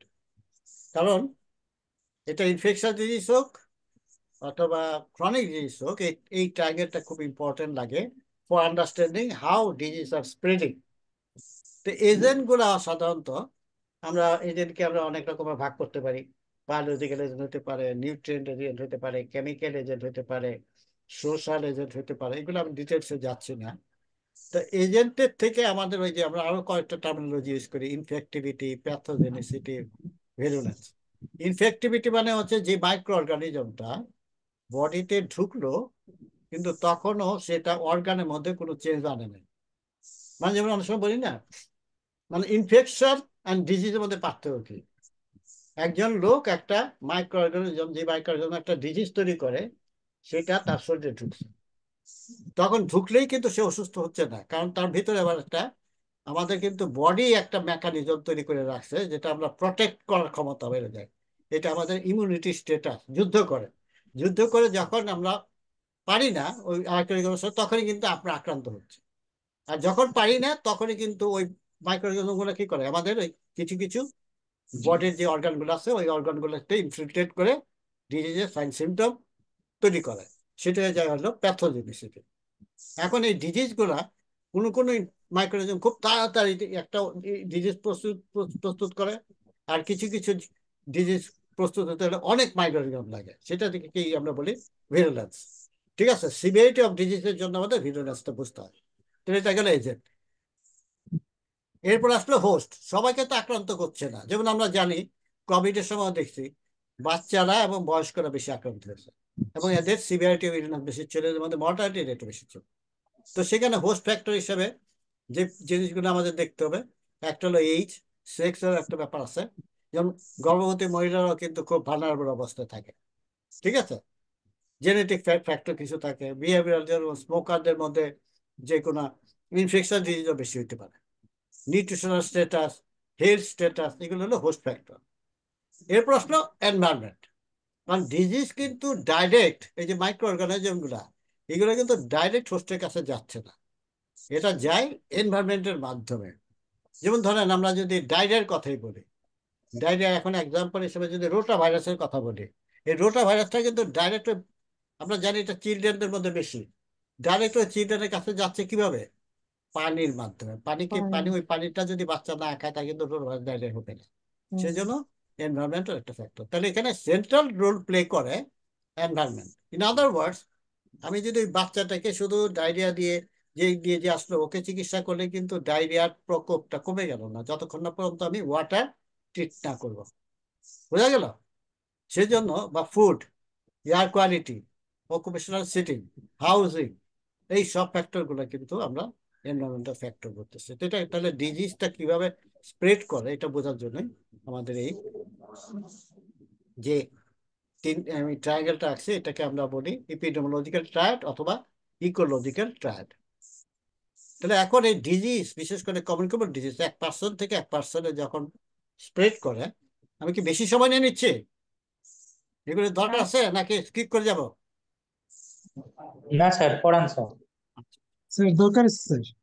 আচ্ছা, তাহলে এই যে এখন দেখেন এই এই যে আপনার এই একটা সাইকেল আঁকা আছে এখানে। তাহলে একটা ডিজিজ, বিশেষ করে এটা কিন্তু ইনফেকশন ডিজিজের জন্য প্রযোজ্য। তাহলে একটা ডিজিজ যখন এক পার্সন থেকে, এবং ইনফেকশন অথবা কমিউনিকেবল ডিজিজ আর নন কমিউনিকেবল ডিজিজের মধ্যে মেইন পার্থক্য হচ্ছে কমিউনিকেবল ডিজিজ গুলা বা ইনফেকশন ডিজিজ গুলা এক পার্সন থেকে আর পার্সনে ট্রান্সমিট করে, আর নন কমিউনিকেবল ডিজিজ গুলো সেখানে সেটা করে না কিন্তু, তাই না? তাহলে কমিউনিকেবল ডিজিজ যখন আমরা বুঝবো কিভাবে আমরা এটা প্রিভেন্ট করব বা কিভাবে ট্রিট করার জন্য, কিংবা কিভাবে ট্রিটমেন্ট করবো এবং কখন সাকসেসফুলি ট্রিটমেন্ট করা যাবে, সেটার জন্য এর সাথে প্রিভেন্টেটিভ অ্যাসপেক্টও আছে। তাহলে এখানে কতগুলা স্টেজ আছে। প্রথম স্টেজটা যেটা আমরা বলতেছি রিজার্ভার। রিজার্ভার মানে যেখানে মাইক্রো অর্গানিজম গুলো বসবাস করে এবং বংশ বিস্তার করে। কারণ আপনারা জানেন এই মাইক্রোবটা কিন্তু নিজেরা আপনার এই নেচারে থেকে লং টাইম সাস্টেন করতে পারে না। তাদের লং টাইম সাস্টেন করতে হলে তাদের একটা অবস্থান দরকার বা একটা জায়গা দরকার, যেটাকে আমরা বলতেছি রিজার্ভার। ঠিক আছে? এই রিজার্ভার গুলা কি? রিজার্ভার হিসেবে এরা বেছে নেয় আইদার হিউম্যান অথবা অ্যানিম্যাল অথবা সয়েল। ওয়াটার বা এয়ারে কিন্তু এরা লং টাইম সাস্টেন করতে পারে না। তাহলে এই যে তিনটা অবস্থান বললাম, animal, human and human, soil, এগুলো কিন্তু স্ট্যাবেল, তাই না? এয়ার, ওয়াটার এগুলো কিন্তু স্ট্যাবেল না। তো যেটা গতিশীল সেখানে কিন্তু সে, যেমন আমার বাসা আপনার বাসা, আমরা কোথায় থাকি? এমন একটা জায়গায় যেটা নাকি স্ট্যাবেল। গাড়িতে তো আমরা বাড়ি বাসা বাসা বানাই না, বানাই না। তো সেই জন্য তাহলে বসবাস এবং বংশ বিস্তারের জন্য স্ট্যাবিলিটিটা একটা ইম্পর্টেন্ট। এই স্ট্যাবিলিটির জন্যই এরা কিন্তু এই তিনটা রিজার্ভারকে যে কোনো একটাকে বেছে নেয়। ওয়াটার বা এয়ার এটা সুইটেবল জায়গা না। ঠিক আছে? তাহলে এই রিজার্ভার থেকে তো মাইক্রোঅর্গানিজমগুলোকে বেরিয়ে আসতে হবে। তাহলে এরা কতগুলো রুট খুঁজে। এই রুটগুলো সাধারণত কি কি আছে?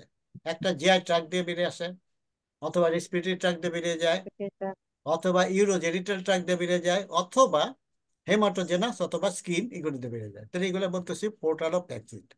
তো যে কোনো ডিজিজ, কমিউনিকেবল ডিজিজ যে রুটে বেড়ে যাবে, সেই রুটেই কিন্তু যাদেরকে সে এই ডিজিজটা ট্রান্সমিট করবে, সেই রুটেই কিন্তু আরেকজনের বডিতে ঢুকবে। মানে রোটা ভাইরাস বেড়ে যায় হচ্ছে ওরোফেকাল রুটে অথবা জিআই ট্র্যাক্ট রুটে, ঢুকেও কিন্তু ওই ওরোফেকাল রুটে আরেকজনের কাছে। ঠিক আছে? বুঝা গেল? জি, তাহলে বেড়ে যেয়ে তখন ওরা কি করে? ওরা এই করে, ট্রান্সমিট করে, মোড অফ ট্রান্সমিশন। এখন এই মোড অফ ট্রান্সমিশনটা দুই রকমের, একটা ডাইরেক্ট হতে পারে অথবা ইনডাইরেক্ট। ডাইরেক্ট হলে পার্সন টু পার্সন। যেমন কোভিড এর সময় আমরা কি দেখছি? আমরা তখন বলা হয়েছে না যে হ্যান্ডশেক করা যাবে না, এমব্রেস করা যাবে না, তাই না? তাহলে এই পার্সন টু পার্সন কন্ট্যাক্টটা যেন না হয়। বা মায়ের কাছ থেকে বাচ্চাও পেতে পারে, যেটাকে আমরা বলি কি বলি, এটাকে কি কি বলি আমরা, কি ট্রান্সমিশন বলে ওটাকে? ভার্টিক্যাল। Vertical transmission. ঠিক আছে? যেমন হেপাটাইটিস বি, এইডস, এগুলো কিন্তু ভার্টিক্যাল ট্রান্সমিশনের মধ্যে। আর ইনডাইরেক্ট মানে হলো যেটা আপনার এই পার্সন টু পার্সন হলো না, অথবা ভার্টিক্যাল ট্রান্সমিশন হলো না। তো সেটা হয়, ইনডাইরেক্টটা হয় দুইটা পদ্ধতিতে। একটাকে বলি ভ্যাক্টর বর্ন, ভ্যাক্টর অথবা ভেহিক্যাল। ভ্যাক্টর কোনটা? যার প্রাণ আছে। আর ভেহিক্যাল কোনটা? যেটা প্রাণ নাই। তো প্রাণ আছে কি, যেরকম ধরেন mosquito, flies, cockroach, bat, rat, এইগুলো সব হলো ভ্যাক্টর বর্ন। এইগুলির মাধ্যমে যদি ডিজিজটা ট্রান্সমিট হয়, তাহলে এটা বলবো আমরা ভ্যাক্টর বর্ন। আর এর বাইরে যেগুলো আছে, যেমন ধরেন ওয়াটার, ফুড, হ্যাঁ, ওয়াটার বুট বা সারফেস, হ্যাঁ, অথবা ধরেন আপনার যেসব যেমন রোগীর বিছানাপত্র, থালা বাসন, তাই না? বা বাতাসে যখন আমরা যেমন হাঁচি কাশির মাধ্যমে, তাহলে এই ড্রপলেট যেটা, এগুলো কি হলো? এটা হলো হচ্ছে ভেহিকেল। ঠিক আছে? তারপর ওইটা ওই সাসেপ্টেবল হোস্টের কাছে গেল, ওই রুট, একই সেম রুট দিয়ে যাওয়ার পরে পরে সে আবার আরেকটা পার্সনকে ঠিক কিভাবে, এই লোকটাকে যে যে নাকি সাসেপ্টেবল হোস্ট, ওকে যদি আমরা চিকিৎসা করে সুস্থ না করি, তাহলে সে কিন্তু আলটিমেটলি কি হয়ে যাবে? সেও একটা রিজার্ভার হয়ে গেল। তো এই সাইকেলটা বোঝার জন্য আমরা এটা ড্র করছি, এবং এই সাইকেলটা যদি ব্রেক না করতে পারি, তাহলে এটা কিন্তু কোনো কমিউনিকেবল ডিজিজকে আপনি কন্ট্রোল বা প্রিভেন্ট করতে পারবেন না। ঠিক আছে? এই জন্য এই সাইকেলটা আমি একটু আলোচনা করব। নাও লেট আস টক অ্যাবাউট, আমি সেকেন্ড অবজেক্টিভে যাচ্ছি। আমরা টার্মিনোলজি সম্বন্ধে একটু বুঝলাম, কিভাবে ডিজিজ স্প্রেড করে এটা শিখলাম। এবং কমিউনিকেবল ডিজিজের বাইরে এজেন্টের রোলটা প্লে করে হচ্ছে রিস্ক ফ্যাক্টর।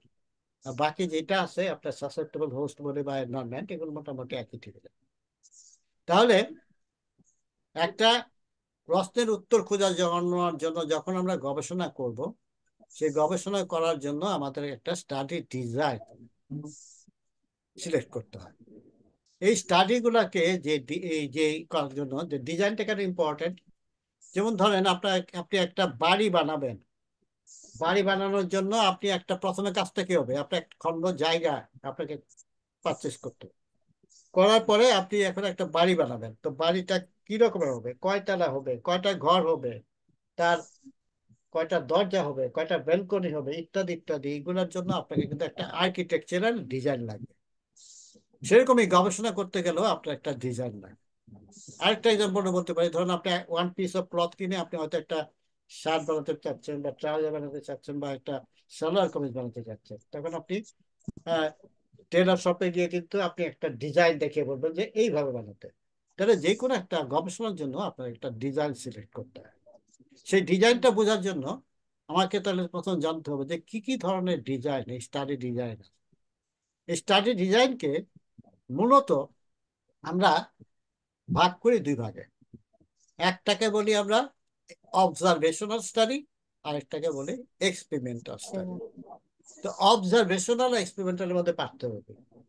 এক্সপেরিমেন্ট তো আমরা বুঝি মোটামুটি, এক্সপেরিমেন্ট বলতেই কিন্তু আমরা এক্সপেরিমেন্টই সাধারণত বুঝি ল্যাবরেটরিতে কিছু করা। তো এখানে ইন্টারভেনশন যেগুলো। গবেষণা ল্যাবরেটরির বাইরেও যখন আমরা করি, যখন কমিউনিটিতে করি, সেখানে আমরা এক্সপেরিমেন্ট করতে পারি। তাহলে এখানে মেইন কথাটা হচ্ছে ইন্টারভেনশন। এখন ইন্টারভেনশন বলতে কি বোঝায়? যখনই আমরা জানি যে কোনো জিনিস, আমরা যখন যে বললাম না, কারণ এবং ফলাফল, কারণ এবং ফলাফল, কারণ ফলাফল হইতে হলে একটা কারণ লাগবে, ঠিক আছে? এই কারণ এবং ফলাফলের জন্য আমি একটা এক্সাম্পল হিসেবে বলি। যেমন ধরেন আপনার কাছে এই মুহূর্তে পেন কিলার, সবচেয়ে ভালো পেন কিলার একটা, ধরেন আপনি কি বলবো, যদি এটা আপনারই বলে আর কি, নন নার্কোটিক বলে, ওয়াইডলি স্প্রেড পেন কিলার হিসেবে কোনটা একটা বলেন, একটা ড্রাগের নাম বলেন, আপনারাই বলেন। কিটোরোলাক স্যার, হ্যাঁ, কিটোরোলাক। আচ্ছা, পেট্রোল। এটা নন, এই তো মানে নন নার্কোটিক তো, জি স্যার। নন নার্কোটিক। এখন আপনি এটা দিচ্ছেন রুগীকে, কিন্তু তারপর দেখতেছেন কমপ্লায়েন্স মানে আছে, রুগীরা এর চেয়েও ভালো কিছু ওষুধ চাচ্ছে। তা এখন আপনি এটার জন্য আপনি একটা গবেষণা করে দেখতে চাচ্ছেন, এর চেয়ে একটা পাইছেন, হয়তো আপনি অনেক স্টাডি করে ফ্রেন্ডদের সাথে আলোচনা করে একটা মলিকুল ডেভেলপ করছেন। এখন আপনি দেখতে চান ওই যে নতুন যে ড্রাগটা, পেইন কিলার, এইটা বাজারে এখন যেটা বেশি ভালো, বেশি ইউজ হয়, তার চেয়ে ভালো কি বন্ধ। তাহলে আপনি এইটা করার জন্য আপনাকে একটা গবেষণা করতে হবে। এই গবেষণাটা করতে হলে আপনাকে একটা এক্সপেরিমেন্টাল ডিজাইন করতে হবে। কেন এটা এক্সপেরিমেন্টাল ডিজাইন? আপনার কাছে এখন দুইটা ড্রাগ আছে, এই দুইটা ড্রাগের মধ্যে কোনটা বেশি ভালো সেটা বোঝার জন্য এক গ্রুপকে দিবেন যে নতুন যে কিটোরোলাক। ড্রাগ আছে সেটা, আর এক গ্রুপকে দিবেন পুরনো ড্রাগটা। এই যে আপনি সিলেক্ট করছেন কাকে কোনটা দিবেন, এই দেওয়াটাকেই আমরা বলি ইন্টারভেনশন, ঠিক আছে? তো যখন আপনার ঠিক করি কাকে আমি এ ড্রাগ দেবো বা কাকে বি ড্রাগ দেবো, একজন রিসার্চার, এই স্টাডি গুলাকে বলি আমরা এক্সপেরিমেন্টাল স্টাডি, ঠিক আছে? যেমন ধরেন আরেকটা এক্সাম্পল আমি সে বলতে পারি, যখন আপনি একটা অ্যাডভাইস দিবেন, ঠিক আছে, যে কোনো একটা হেলথ অ্যাডভাইস, আপনি ঠিক করে নিলেন কাকে কোন অ্যাডভাইস দিবেন। যখন একটা কমিউনিটি দিয়ে আপনি হেলদি বিহেভিয়ার সম্বন্ধে লেকচার করলেন, এখন আরেকটা কমিউনিটিতে আপনি এই লেকচার গুলা করলেন না, আপনি ঠিক করলেন কোন কমিউনিটিতে লেকচার দিবেন আর কোন কমিউনিটিতে দিবেন না। কেন আপনি আরেকটা কমিউনিটি ঠিক করলেন যে আসলে আপনার লেকচারের কারণে ওদের স্বাস্থ্যের অবস্থা ভালো হয়েছে না এমনিতেই ভালো হয়েছে, অটোমেটিক্যালি ভালো হবে, সেটার জন্য আপনাকে একটা কম্পারিজন করতে হয়। আপনি যদি তুলনা না করেন, আপনার কারণেই আপনার এই অ্যাক্টিভিটিসের কারণেই এই রেজাল্ট হয়েছে সেটা প্রমাণ করা যাবে। সেই জন্য সবসময় গবেষণা একটা তুলনার জায়গা থাকবে, ঠিক আছে? তাহলে ইন্টারভেনশন বুঝলাম তো না? তাহলে জি, প্রথমেই আমি যে গবেষণাটা করব সেটার মধ্যে মধ্যে কোনো এক্সপেরিমেন্ট থাকবে কিনা, থাকলে এটা এক্সপেরিমেন্টাল স্টাডি। আর যদি না থাকে আমি শুধু অবজার্ভ করবো, দেখবো। দেখবো। যেমন কে সিগারেট খায় কে সিগারেট খায় না, যে হ্যাঁ, সিগারেট খায় তার মধ্যে কতজনের ক্যান্সার হয়েছে, যা খায় না কতজনের মধ্যে তার ক্যান্সার হয়েছে, কতদিন তাহলে এটা হলো অবজারভেশনাল স্টাডি। অবজারভেশন। আর আমি যদি ঠিক ঠিক যদি এটা মানে এথিক্যালি সম্ভব না, প্রিভেলেন্স আমি যদি দেখি। কাউকে কি বলতে পারি ভাই আপনি সিগারেট খান বা খান না, হুম, এটা তো এথিক্যালি সম্ভব না। সেই জন্য এটা কখনো এক্সপেরিমেন্টাল ডিজাইনে আমি আনতে পারবো না। মানে হুম, যখন রিসার্চার ইন্টারভেন্স মানে এক্সপোজার কে পাবে বা পাবে না ঠিক করে, হুম, সেটা হচ্ছে এক্সপেরিমেন্টাল স্টাডি। আর যখন সেটা সে ঠিক করে না, যা হচ্ছে তাই সেই তথ্যগুলো নিয়ে বিশ্লেষণ করে দেখে এক্সপোজারের সাথে অবজারভেশন। আউটকামের কোনো সম্পর্ক আছে কিনা, সেটা হয়ে যায় অবজারভেশন স্টাডি। তাহলে ঠিক আছে, তাহলে হুম, প্রথমে আমাকে দেখতে হবে আমি কোনো এক্সপেরিমেন্ট করবো কিনা, না করলে এটা অবজারভেশনাল, আর করলে এটা এক্সপেরিমেন্টাল। এখন অবজারভেশনাল স্টাডি আবার দুই রকম আছে, একটা হলো ডেসক্রিপটিভ আর একটা হলো অ্যানালাইটিক্যাল। আমি কি করে বুঝবো এটা ডেসক্রিপটিভ অ্যানালাইটিক্যাল? এটা বোঝার একমাত্র উপায় হচ্ছে যখন আমার একটা কম্পারিজন গ্রুপ থাকবে তখন এটা অ্যানালিটিক্যাল। অ্যানালাইটিক্যাল, আর তখন থাকবে না তখন এটা ডেসক্রিপটিভ। ডেসক্রিপটিভ। ঠিক আছে, আমি আর বেশি ডিটেলসে গেলাম না। তাহলে আমাদের দুইটা প্রশ্ন আমরা করবো, আমার কি কোনো ইন্টারভেনশন দিব? If the answer is yes, experimental. এই যে এখানে যেটা দেখেন দেখেন অ্যাস অ্যান এক্সপোজার, আমি কি নিজে ঠিক করব এক্সপোজারটা কে পাবে পাবে না? যদি ইয়েস হয় তাহলে এক্সপেরিমেন্টাল, না হলে অবজারভেশন। এখন এক্সপেরিমেন্টাল আবার দুই রকম হতে পারে, আমি এই পার্টিসিপেন্টদের কি র্যান্ডমলি সিলেক্ট করব না নন র্যান্ডমলি সিলেক্ট করবো?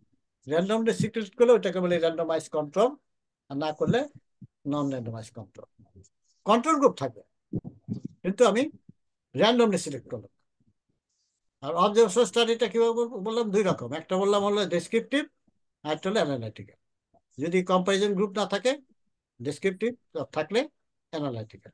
এখন এই অ্যানালাইটিক্যাল আবার তিন রকম হয়, মানে আরো অনেক আছে কিন্তু বেসিক্যালি তিন রকম। একটা হলো ক্রস সেকশনাল, কেস কন্ট্রোল, আর কোহর্ট। এখন এটা ডাইরেকশন অফ দ্য স্টাডি বলতেছে আর কি। ডাইরেকশন মানে ডাইরেকশনটা কিসের সাথে? এক্সপোজারের সাথে আউটকাম। যখন এক্সপোজার আর আউটকামের তথ্য আমরা একই সময়ে নেই, সেটা হলো ক্রস সেকশনাল। মানে আমি বাড়িতে বাড়িতে যে জিজ্ঞাসা করলাম আপনার বাচ্চা অসুস্থ কিনা, আপনার বাচ্চার বাপ বাসায় সিগারেট খায় কিনা, মানে আমি অন্তত দেখতে চাচ্ছি এখানে বাচ্চার শ্বাসকষ্টের সাথে স্মোকিং এর, প্যারেন্টাল স্মোকিং এর কোনো সম্পর্ক আছে কিনা। তো বাড়িতে যে যে আমি প্রথমে জিজ্ঞেস করলাম আপনার বাচ্চা শ্বাসকষ্ট আছে কিনা, বাচ্চা বাপ ঘরে সিগারেট খায় কিনা, একই সাথে তথ্যগুলো নিলাম, তাহলে এখানে কোনো ডাইরেকশন নেই, একই সাথে সব তথ্য নিলাম। আর কেস কন্ট্রোল কি? আমি প্রথমে বের করলাম যার নাকি শ্বাসকষ্ট আছে বাচ্চা, তারপরে যে আর কার নাই শ্বাসকষ্ট, এরপরে গিয়ে এদের বাড়িতে যে যে যাদের শ্বাসকষ্ট আছে বা এরা আমাদের হসপিটালও আসতে পারে, তাদেরকে জিজ্ঞাসা করলাম তার বাচ্চা বাপ সিগারেট খায় কিনা। যার শ্বাসকষ্ট নাই, অন্য অন্য বাচ্চা অন্য রোগে আসছে, তাকেও জিজ্ঞেস করলাম তার বাচ্চা বাপরা বাসা সিগারেট খায় কিনা। তাহলে আউটকাম থেকে যদি আমরা এক্সপোজারের দিকে যাই সেটা হয়ে যাবে কেস কন্ট্রোল। আর কোহরটা ঠিক উল্টো, এক্সপোজার থেকে আউটকাম, মানে কে স্মোক করলো কে স্মোক করলো না, তাদের মধ্যে কয়জনের শ্বাসকষ্ট হয়েছে কয়জনের শ্বাসকষ্ট হয় না। তাহলে ডাইরেকশনটা উল্টো। তাহলে এই তিন ডাইরেকশন ধরেই আমরা স্টাডি ডিজাইন ঠিক করি, এটা কি কেস কন্ট্রোল হবে, কোহর্ট হবে, না ক্রস সেকশন। ঠিক আছে, জি স্যার।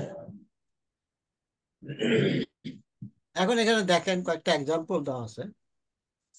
এর বাইরেও কিন্তু ডেসক্রিপটিভ স্টাডির মধ্যে কেস রিপোর্ট বলে একটা শব্দ আছে, কেস সিরিজ।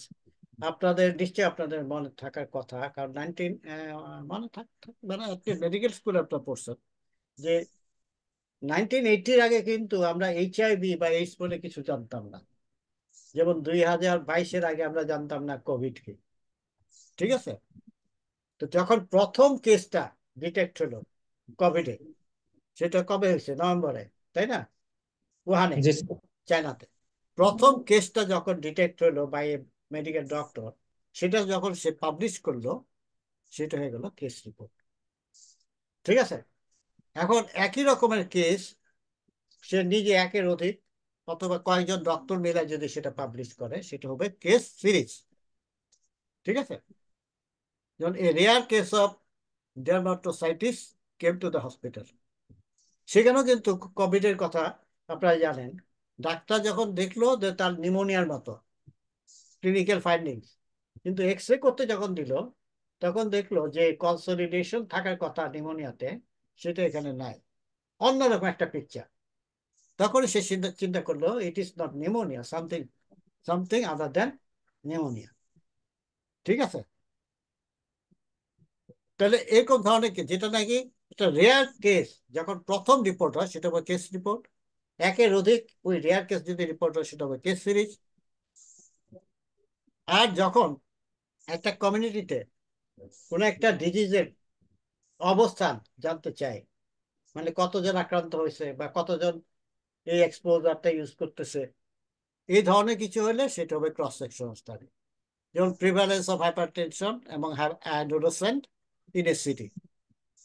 আপনি হয়তো ঢাকা সিটিতে স্কুল বা কলেজ গোয়িং স্টুডেন্টদের মধ্যে স্মোকিং বিহেভিয়ারটা কত, এটা আপনি দেখতে চান, তাহলে এটা আপনার প্রিভ্যালেন্স স্টাডি হবে, তাহলে এটা আপনার একটা ক্রস সেকশন স্টাডি।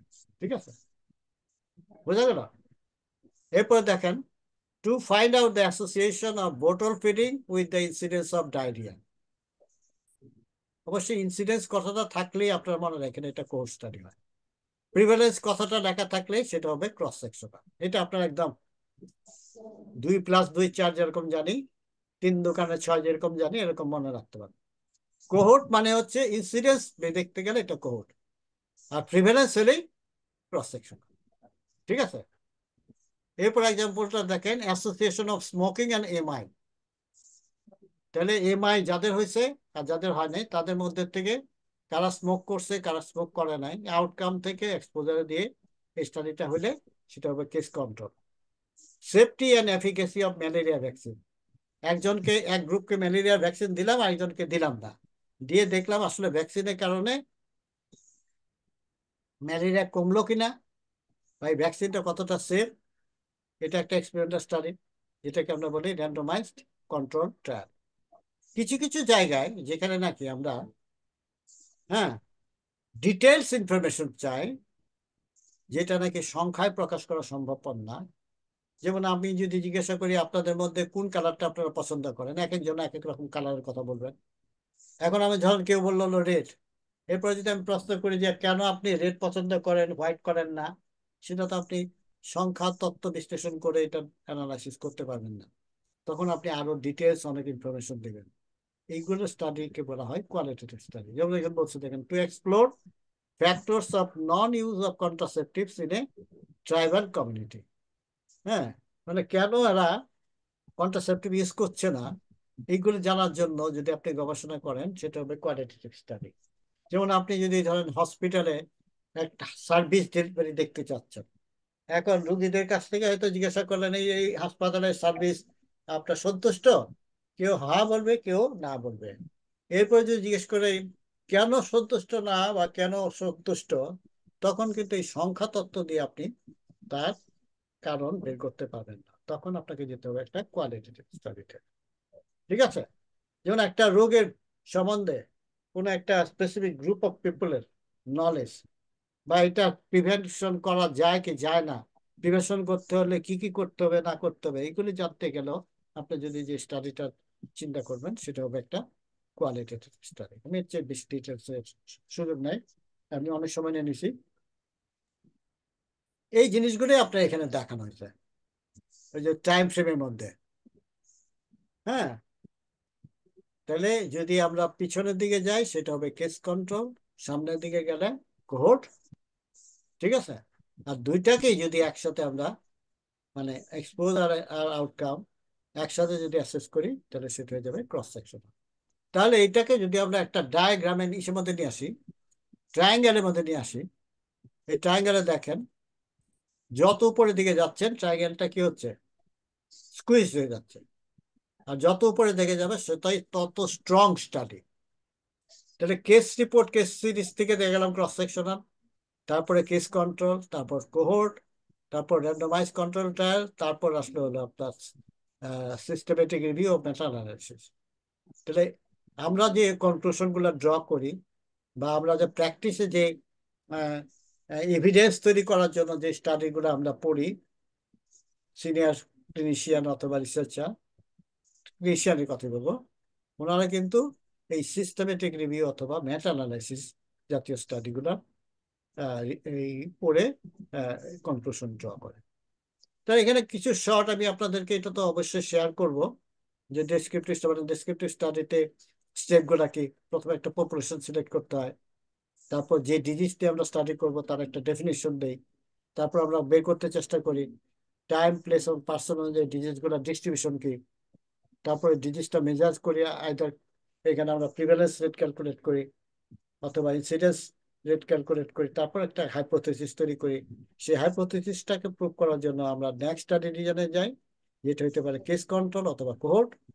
কেস কন্ট্রোলে আমরা আউটকাম থেকে এক্সপোজারে যাচ্ছি, আর কোহর্টে যাচ্ছি এক্সপোজার, আউটকাম থেকে এক্সপোজার, আর কোহর্টে যাচ্ছি এক্সপোজার থেকে আউটকাম। ঠিক আছে, পরে আমরা এক্সপেরিমেন্টাল স্টাডি ডিজাইনে যেতে পারি, যেটা আমরা মোটামুটি আলোচনা করেছি। হ্যাঁ, এখানে একটু সংক্ষেপে বলি, দেখেন।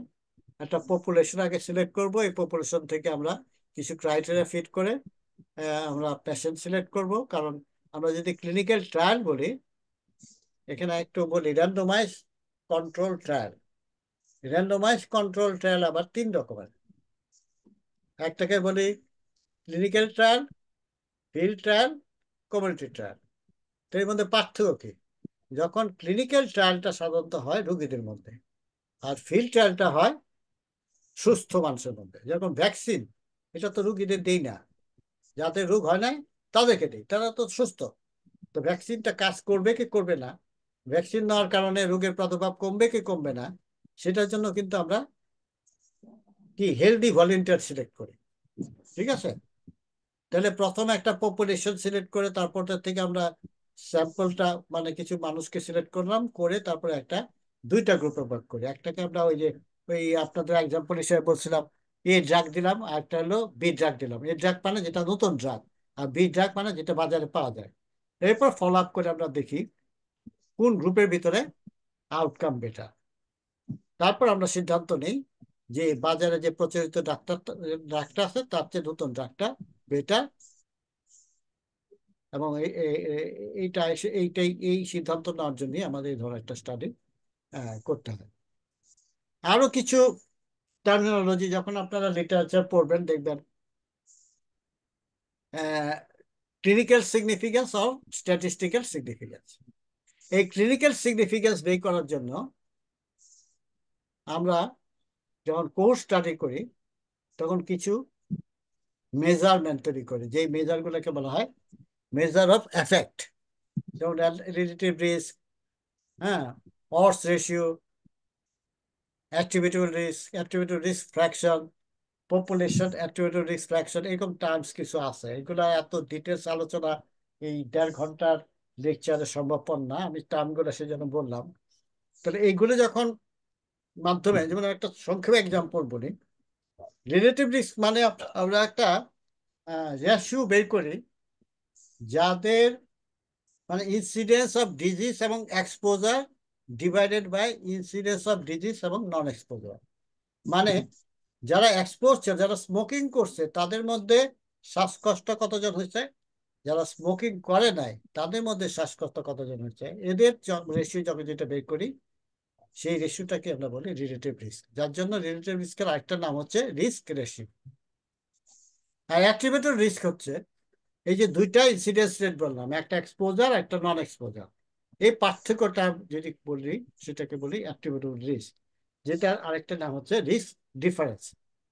আর অ্যাট্রিবিউটেড রিস্ক ফ্র্যাকশন বলতে বোঝায় যে এই যে টোটাল যারা স্মোক করছে তাদের মধ্যে যে রিস্ক, আর যারা করেছে বা করেনার মধ্যে যে পার্থক্য, টোটাল রিস্কের মধ্যে এই পার্থক্যর যে ফ্র্যাকশন, সেটা হচ্ছে অ্যাট্রিবিউটেবল রিস্ক ফ্র্যাকশন। এটা দিয়ে আমাদের কি বলে, যেমন ধরেন এটা লাগে এই কারণেই, আমি যখন জানবো স্মোকিং একটা রিস্ক ফ্যাক্টর ফর ডিজিজ, এটা জানলেই তোমার সমাধান হয়ে গেল না।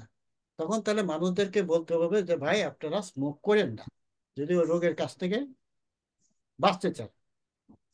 রুগীরা তখন তখন মানুষরা কিন্তু জানতে চাইবে যে ঠিক আছে, আমি স্মোকিং বন্ধ করলে পরে আমার এই স্মোকিং বন্ধ হওয়ার কারণে এই রোগের প্রাদুর্ভাব থেকে আমি কতটা রেহাই পাবো, এইটা বের করতে হলেই তখন আপনার লাগে অ্যাট্রিবিউটেবল রিস্ক ফ্র্যাকশন বের করা।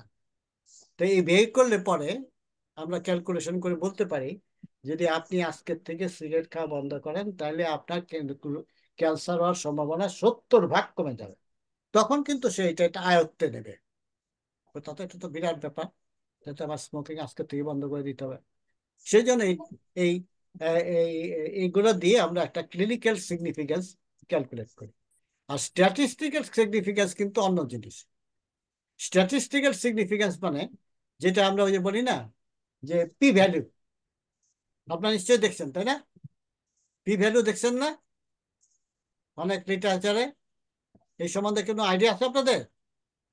শুনতেছেন আমার কথা নাকি না অলরেডি বোর্ড জি হয়ে স্যার, গেছে? জি স্যার, জি স্যার, পি ভ্যালু তো সবসময় প্রত্যেকটা হ্যাঁ, লিটারেচারই এই পি থাকছে। ভ্যালুটা অর্থ হলো যে পৃথিবীতে কিন্তু 100% পিওর বলে কোনো কিছু বলা খুব মুশকিল।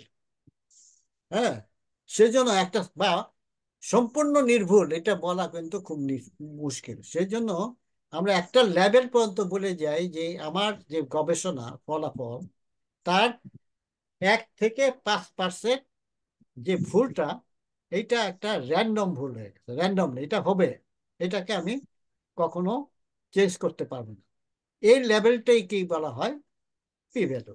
মানে আমি কতটা কনফিডেন্ট আমার রেজাল্টটা রিয়েল রেজাল্টের কাছাকাছি।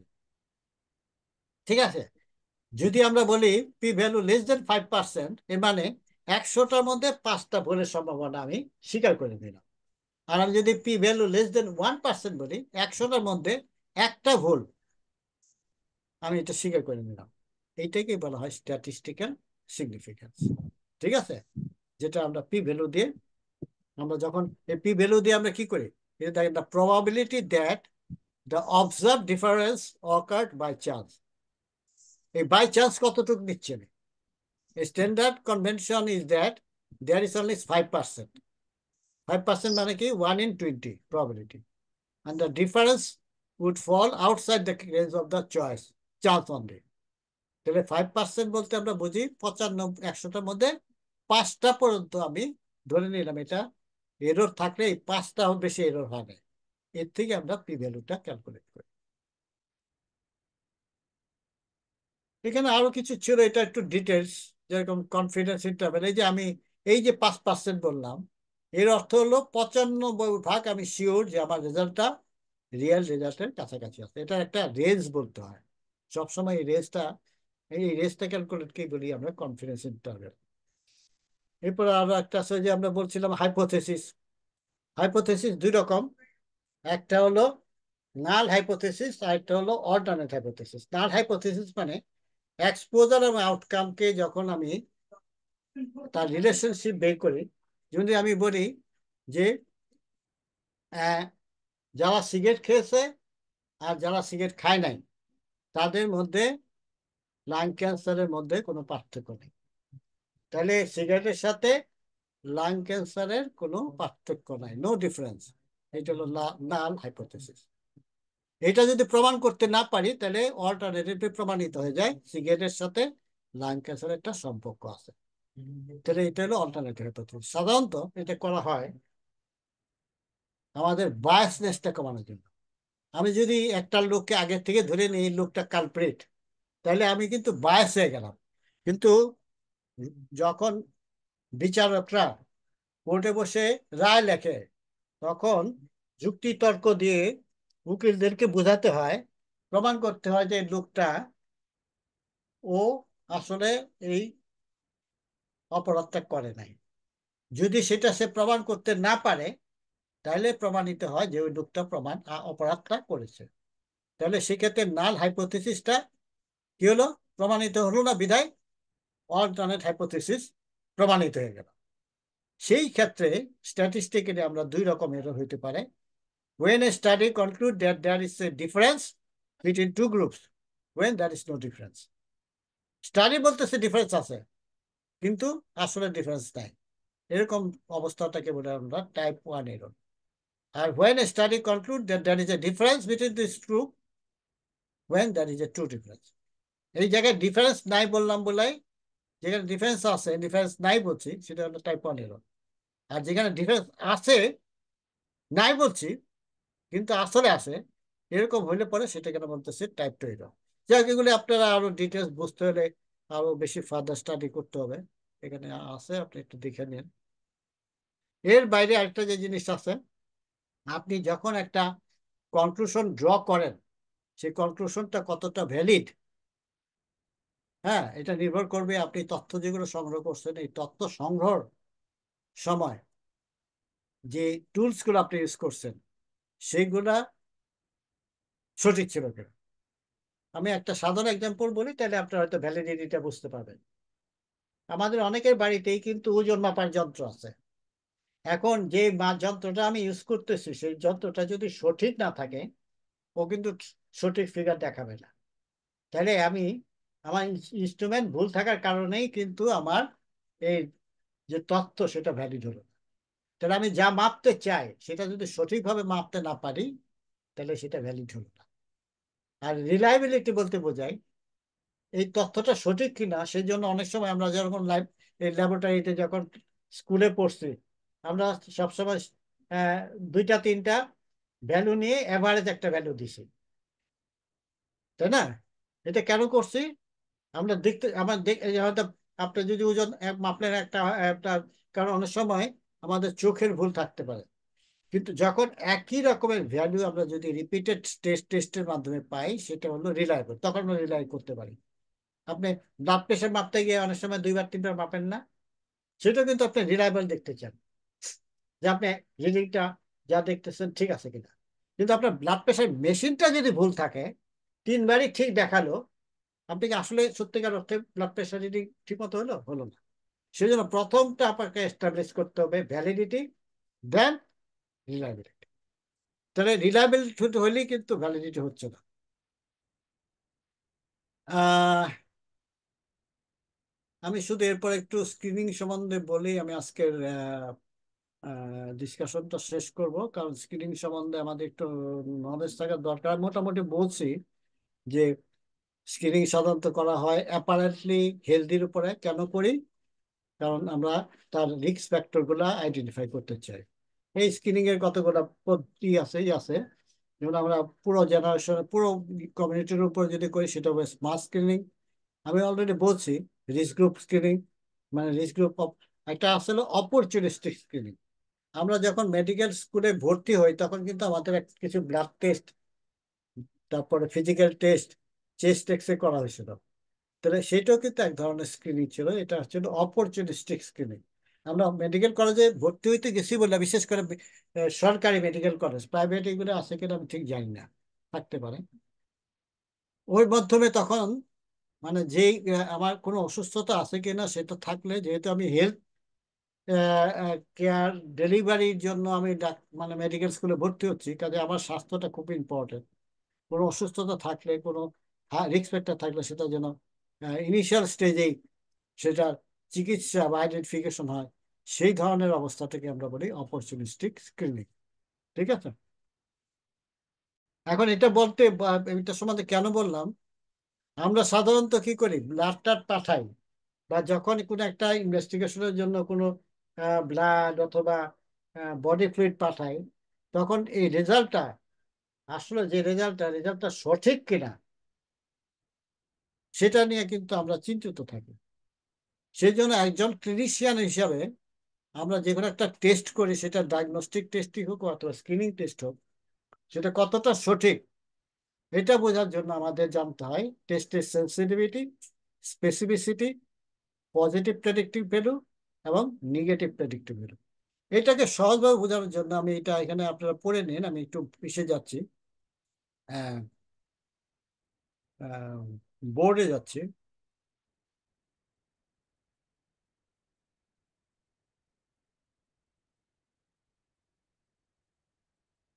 বোর্ড দেখতে পাচ্ছেন? হ্যালো? স্যার দেখা যাচ্ছে। না, আচ্ছা আচ্ছা।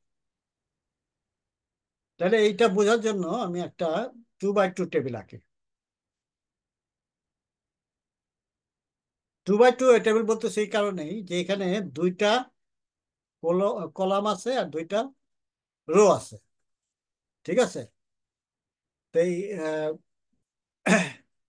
কলামে আমরা এখানে লিখলাম হলো ডিজিজ প্লাস ডিজিজ মাইনাস, এটা টেস্ট প্লাস টেস্ট মাইনাস। তো এখানে মধ্যে চারটা বক্স আছে, এই বক্সগুলোর নাম দিলাম এ, বি, সি, ডি। এই বক্সে কি বলতেছে? এই বক্সে যে টেস্টের রেজাল্ট পজিটিভ, সত্যিকার অর্থে ওই লোকটার ওই ডিজিজ আছে, তাহলে এটাকে আমরা বলবো কি? True positive. আমার টেস্টেও বলতেছে পজিটিভ, তার অসুস্থতাটাও আছে, এই সিচুয়েশনটাকে আমরা বলবো ট্রু পজিটিভ। ঠিক আছে? ডি এর অবস্থা কি? টেস্টও নেগেটিভ বলতেছে, ডিজিজও নাই, তাহলে এটা হলো ট্রু নেগেটিভ।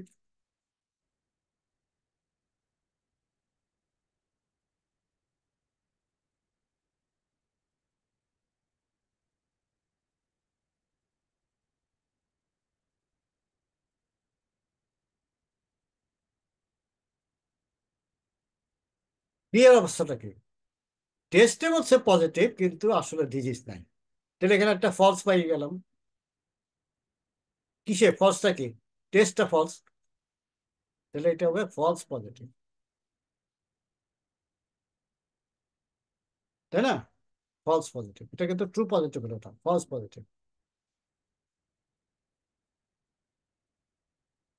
আর এখানে অবস্থা কি? টেস্টে নেগেটিভ বলতেছে কিন্তু ডিজিজ আছে,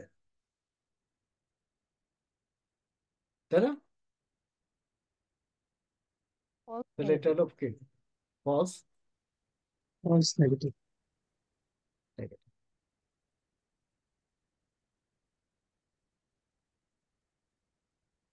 সমস্যা হয়ে যায় এই এই দুই জায়গায়।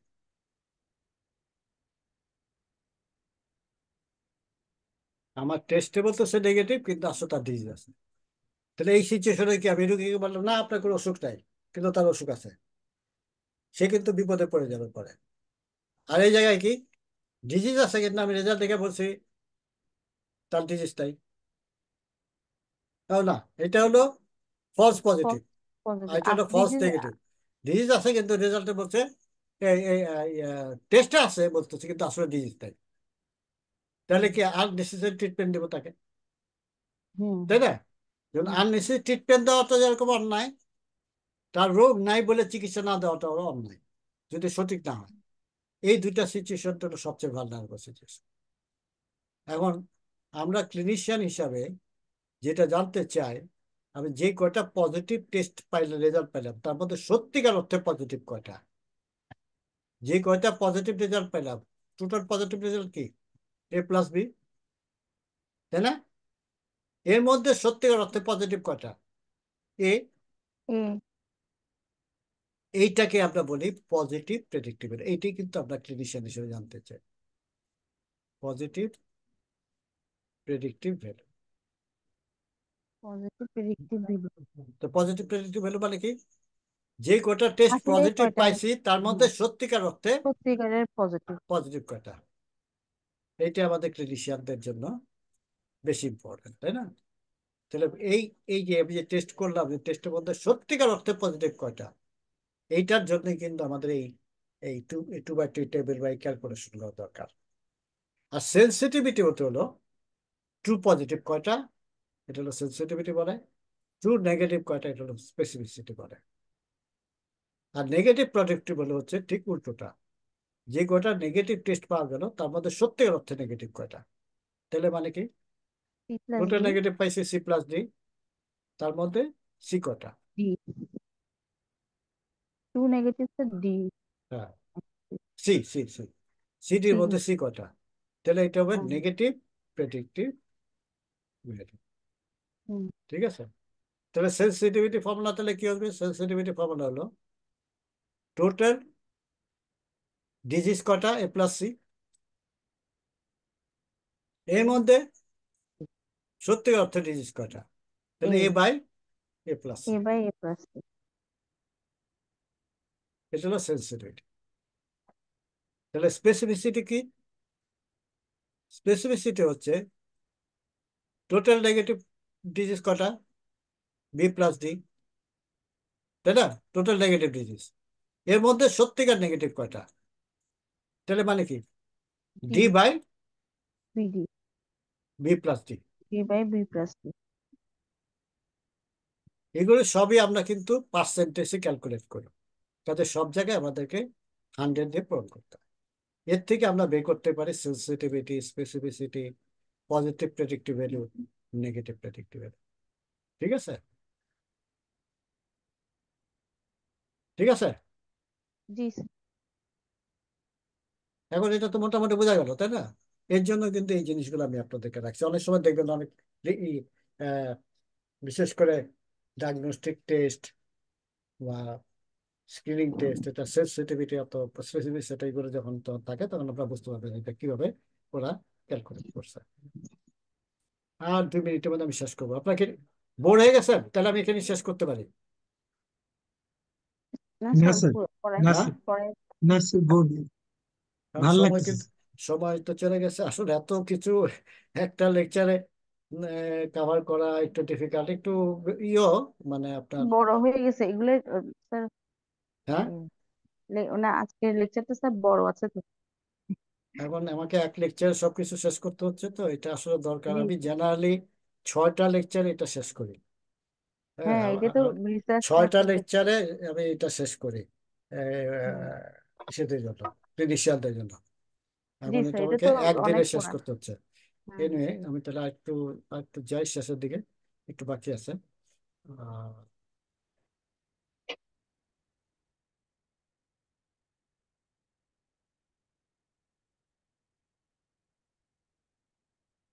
দেখা যাচ্ছে? জি জি স্যার, স্যার, জি দেখা স্যার। যাচ্ছে। আচ্ছা,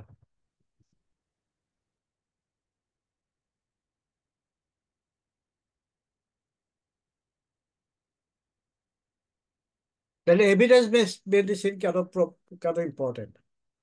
তাহলে promotes consistency of the treatment and optimal outcome. প্রাপ্তগীতা।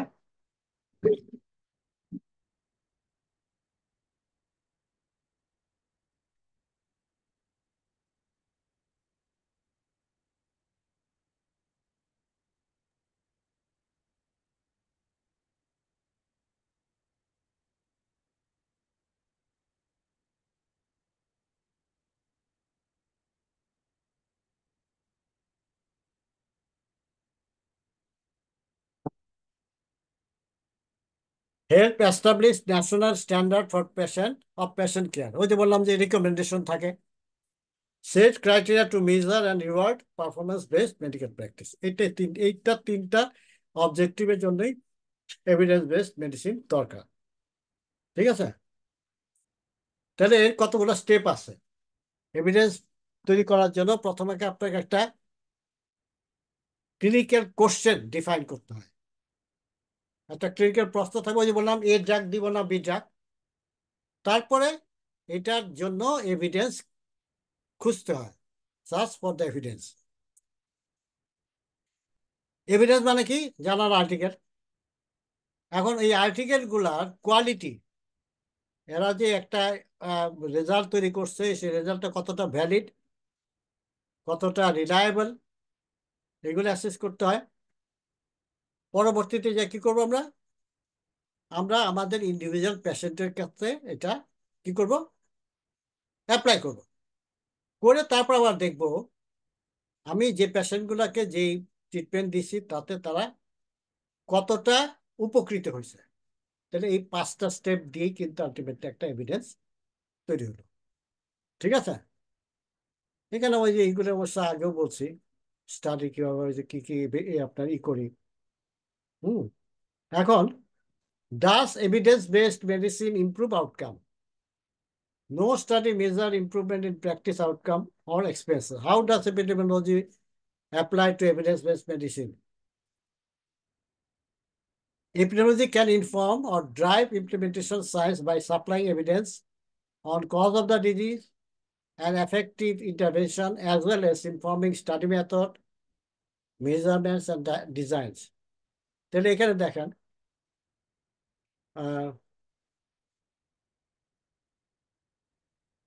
প্রথমে হলো decision based on statistical data. এই যে স্ট্যাটিস্টিক্যাল ডাটার মধ্যে আমরা রিলায়েবিলিটি দেখলাম, ভ্যালিডিটি দেখলাম, তারপরে দেখলাম হচ্ছে আপনার পি ভ্যালু, স্ট্যাটিস্টিক্যাল সিগনিফিকেন্স। তারপরে এইগুলো দিয়ে আমি আমার পার্সোনাল পেশেন্টদেরকে উপরে সেটা প্রয়োগ করলাম। ঠিক আছে, জি এই আমি অ্যাপ্রোপ্রিয়েট স্টাডি ডিজাইন ঠিক করলাম। হুম আলটিমেটলি ওইটাই কিন্তু আমার একটা এভিডেন্স তৈরি হলো। তখন আমি বলতে পারলাম যে এই কন্ডিশনে, এই সিচুয়েশনে আমি একটা পেশেন্টকে বাইপাসের জন্য রিকমেন্ড করব, এই সিচুয়েশনে আমার পেশেন্টকে ইসেতে দিতে পারবো, কি বলে ওটাকে, পিটিসিএ, পারকিউটেনাস ট্রান্সলুমিনাল করোনারি এনজিওপ্লাস্টিতে দিতে পারবো বা স্টেন্টিং এ দিতে পারবো। অথবা কাকে আমি এ ড্রাগ দিব, কাকে আমি বি ড্রাগ দিব, কাকে আমি রিকমেন্ড করব ভ্যাকসিনের জন্য, যে ভ্যাকসিনটা ওয়েল এস্টাবলিশড এভিডেন্স এখনো তৈরি করে নাই। তো সেক্ষেত্রে আমাকে ওই দেখতে হবে ওই যে ভ্যাকসিন ট্রায়াল, যেটা এক গ্রুপকে ভ্যাকসিন দিলাম, এক গ্রুপকে ভ্যাকসিন দিলাম না, দিয়ে যদি দেখি যে গ্রুপে ভ্যাকসিন পাইছে এরা বেশি প্রটেক্টেড হয়েছে যে গ্রুপ ভ্যাকসিন পায় নাই, তাই না? সে থেকে আমার একটা এভিডেন্স তৈরি হইলো, এর থেকে আমি রিকমেন্ডেশন তৈরি হইলো। তো এইগুলোতে এস্টাবলিশ করার জন্য আমার ক্রিটিক্যাল এভিডেন্স মানে এভিডেন্স বেস স্টাডিতে যেতে হবে। তো এখন মানে লাস্টে যে এই যে স্লাইডটা আমি দেখালাম, এটা দেখি একটু। আমরা যদি এভিডেন্স খুঁজতে চাই তাহলে পরে কিন্তু আমার ওই যে case report, case control, course study এগুলি পরে কোনো কিন্তু লাভ হবে না।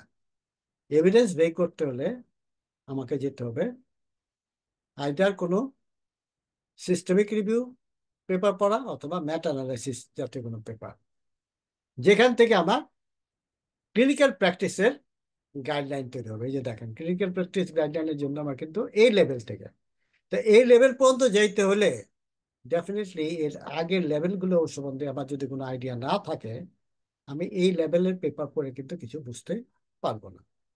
সেজন্য আমাকে বুঝতে হবে কেস কন্ট্রোল স্টাডি কি, কোর্স স্টাডি কি, র্যান্ডমাইজ কন্ট্রোল স্টাডি কি। এইগুলো আমরা যখন একটা সিস্টেমেটিক রিভিউ করি তখন একটা স্পেসিফিক ক্লিনিক্যাল কোশ্চেনের, হ্যাঁ, এই স্টাডিগুলোর মধ্যে সবচেয়ে স্ট্রং আপনার রিলেশনশিপ বিটুইন এক্সপোজার আর আউটকাম দিতে পারে কিন্তু এক্সপেরিমেন্টাল স্টাডি দিয়ে। কিন্তু আনফর্চুনেটলি অনেক সিচুয়েশনে আমরা এক্সপেরিমেন্টে যেতে পারি না। যেমন ধরেন স্মোকিং এর সাথে ইসকেমিক হার্ট ডিজিজ আছে কিনা, এইটা প্রুভ করতে হলে যদি আমি এক্সপেরিমেন্টাল স্টাডি রিজনে যাই, সেখানে কিন্তু আমাকে এথিক্যালি এটা সম্ভব হবে না। কারণ আমি একটা মানুষকে বলতে পারি না যে আপনি কোনো স্মোকিং স্মোক করেন করতে অথবা স্মোক করেন না। তো সেই জন্যই লিমিটেশন আছে, ঠিক আছে। কিন্তু একটা ড্রাগ ট্রায়ালের জন্য কিন্তু আমি পারি। তো সাধারণত এই সিস্টেমেটিক রিভিউগুলো যখন করা হয়, প্রায়োরিটি দেওয়া হয় যেখানে নাকি র্যান্ডমাইজ কন্ট্রোল ট্রায়ালের ডিজাইনগুলা, এ মানে একটা ক্লিনিক্যাল কোশ্চেনকে কাছে রেখে এই স্টাডির মানে র্যান্ডমাইজ কন্ট্রোল ট্রায়াল কয়টা হয়েছে এবং সেখানে যে এফেক্ট মেজার তাকে স্কেমাটিক্যালি দেখা হয় যে যে এই 10টা স্টাডি হয়েছে সে এক্সাম্পল একটা র্যান্ডমাইজ কন্ট্রোল ট্রায়ালে, ঠিক আছে। এই 10টা স্টাডি ডিজাইনে এক একজন রিসার্চার কিন্তু এক এক রকমের স্যাম্পল ইউজ করছে এবং ইন্ডিভিজুয়াল স্যাম্পল থেকে এফেক্ট যেটা, এটাকে সবগুলাকে একসাথে একত্রিত করে তার এফেক্ট মেজার করলে যে এফেক্টটা আসবে সেটা হবে রিয়েল এফেক্ট। তো মেটা অ্যানালাইসিসে সাধারণত তাই করে। মেটা অ্যানালাইসিস যে রিসার্চাররা করে ওনারা কিন্তু নিজেরা বা সিস্টেমেটিক রিভিউ তো কিন্তু এগুলো যে তুমি যে নিজেরা করো না, সিস্টেমেটিক অনেকগুলা আর্টিকেল মিলে না স্যার ডেটা অনেকগুলো অ্যানালাইসিস। আর্টিকেল মিলে সেটাকে সে রিভিউ করে সেই এফেক্ট গুলাকে একটা স্কেমাটিক্যালি দেখায়। স্কেমাটিক সেখানেও দেখায়। কিন্তু ইন্ডিভিজুয়াল স্টাডি গুলাকে স্কেমাটিক্যালি দেখায়। আর মেটা অ্যানালিসিসে রিসার্চার করে কি ওই ইন্ডিভিজুয়াল যে স্টাডি গুলা ছিল ওই ডাটা গুলাকে সে একসাথে নিয়ে আবার নতুন করে অ্যানালাইসিস করে তার এফেক্ট সাইজ মেজার করে করে ওইখান থেকে কিন্তু একটা এভিডেন্স তৈরি হয়। তাহলে আমরা যে আজকে বলতেছি এক্সট্রা সল্ট খাওয়া কমে গেলে হাইপারটেনশন ব্লাড প্রেশার কমবে, এগুলো কিন্তু আপনার হয় এটা সিস্টেমিক রিভিউ থেকে আসছে অথবা মেটা মেটা অ্যানালিসিস অ্যানালিসিস। থেকে আসছে। তাহলে এটা হচ্ছে খুব টপ লেভেলের পেপার। তা আমার মনে হয় এই স্বল্প পরিসরে এইটাই আমার কনক্লুসিভ রিমার্কস। মানে আমি অ্যাটলিস্ট আমার যে অবজেক্টিভ যেটা ছিল আমার মনে হয় এখন যদি আমরা অ্যাসেস করে দেখি আমরা আসলে কি জি অবজেক্টিভ স্যার। গুলা ফুলফিল করতে পারছি কিনা। হ্যাঁ, স্টাডি ডিজাইন সম্বন্ধে কিছু বুঝতে পারছি কিনা। ঠিক আছে, তারপর উম, এই এই রিজাল্ট গুলো কেন ইম্পর্টেন্ট। হ্যাঁ, এবং এটার ইন্টারপ্রিটেশনের জন্য যে এফেক্ট সাইজ বোঝার জন্য যে টার্মিনোলজি যেমন রিলেটিভ রিস্ক, অডস রেশিও, তারপর আপনার positive predictive value, sensitivity, specificity, এইগুলো সম্বন্ধে তো একটা মোটামুটি কিছু ধারণা নিশ্চয়ই আপনাদের হয়েছে আজকের এই ডিসকাশন থেকে। তো আমি আপনাদেরকে আমার এই ম্যাটেরিয়ালটা চেকে দিব। উম, হোয়াটসঅ্যাপে। হ্যাঁ, এসে কাছে দিয়ে দিব। আহ, হুম। ওনারা প্রপারলি আপনাদেরকে পোস্ট জি। করে দেবেন। ঠিক আছে, থ্যাংক ইউ। যদি জি কোনো প্রশ্ন থাকে করতে পারেন, নাইলে আমরা আজকে সেশন এখানে শেষ করব। অনেক রাত পর্যন্ত আপনারা ধৈর্য ধরে আহ, আমার কথাগুলো শুনছেন, এই জন্য আপনাদেরকে অসংখ্য ধন্যবাদ। আচ্ছা। কোনো প্রশ্ন থাকলে করতে পারেন, আরো 5 মিনিট আমি সময় দিতে পারি, এরপর আমি থ্যাংক ইউ সেশন স্যার। আমি বিদায় নেবো আর কি।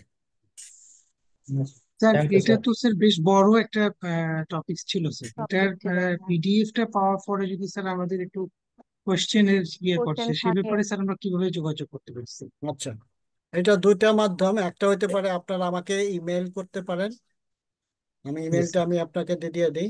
এইটাই জি বোধহয় স্যার। একমাত্র মাধ্যম এই মুহূর্তে। আমাকে ইমেল করতে পারেন।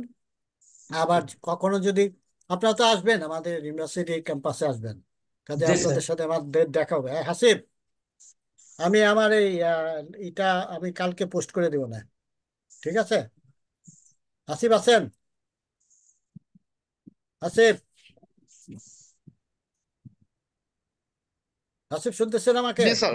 জি স্যার। আমি ম্যাটেরিয়ালটা কালকে হ্যাঁ পোস্ট করে দেবো না, তারপর স্যার, আমি আপনারা পোস্ট। জি স্যার। আপনারা ওদেরকে দিয়ে দেন। আর আমার ইমেল অ্যাড্রেসটা আপনাদের কাছে আছে, আচ্ছা স্যার। থাকার কথা তাই না? ইমেল আমার এই লেকচারের ম্যাটেরিয়ালের উপর কিন্তু ইমেল অ্যাড্রেস আছে। তারপর আমি আপনার চ্যাট বক্সে আমার ইমেল অ্যাড্রেসটা দিয়ে দিই, আপনারা ওকে স্যার। Okay sir. আমাকে মেল করতে পারবেন।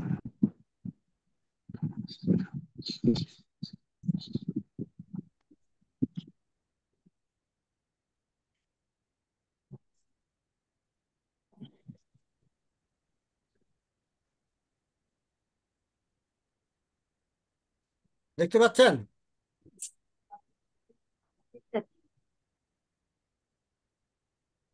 এই ইমেল অ্যাড্রেসে আপনারা আমাকে জি আপনাদের স্যার। স্পেসিফিক প্রশ্ন। আহ, আচ্ছা, আমার কথা কি সব পরিষ্কার হয় নাই নাকি? এখন দেখতেছি পরে ক্লিয়ার হয়েছিল। হ্যাঁ, জি ক্লিয়ার স্যার, পরে আমরা ক্লিয়ার শুনছি। হয়েছিল স্যার।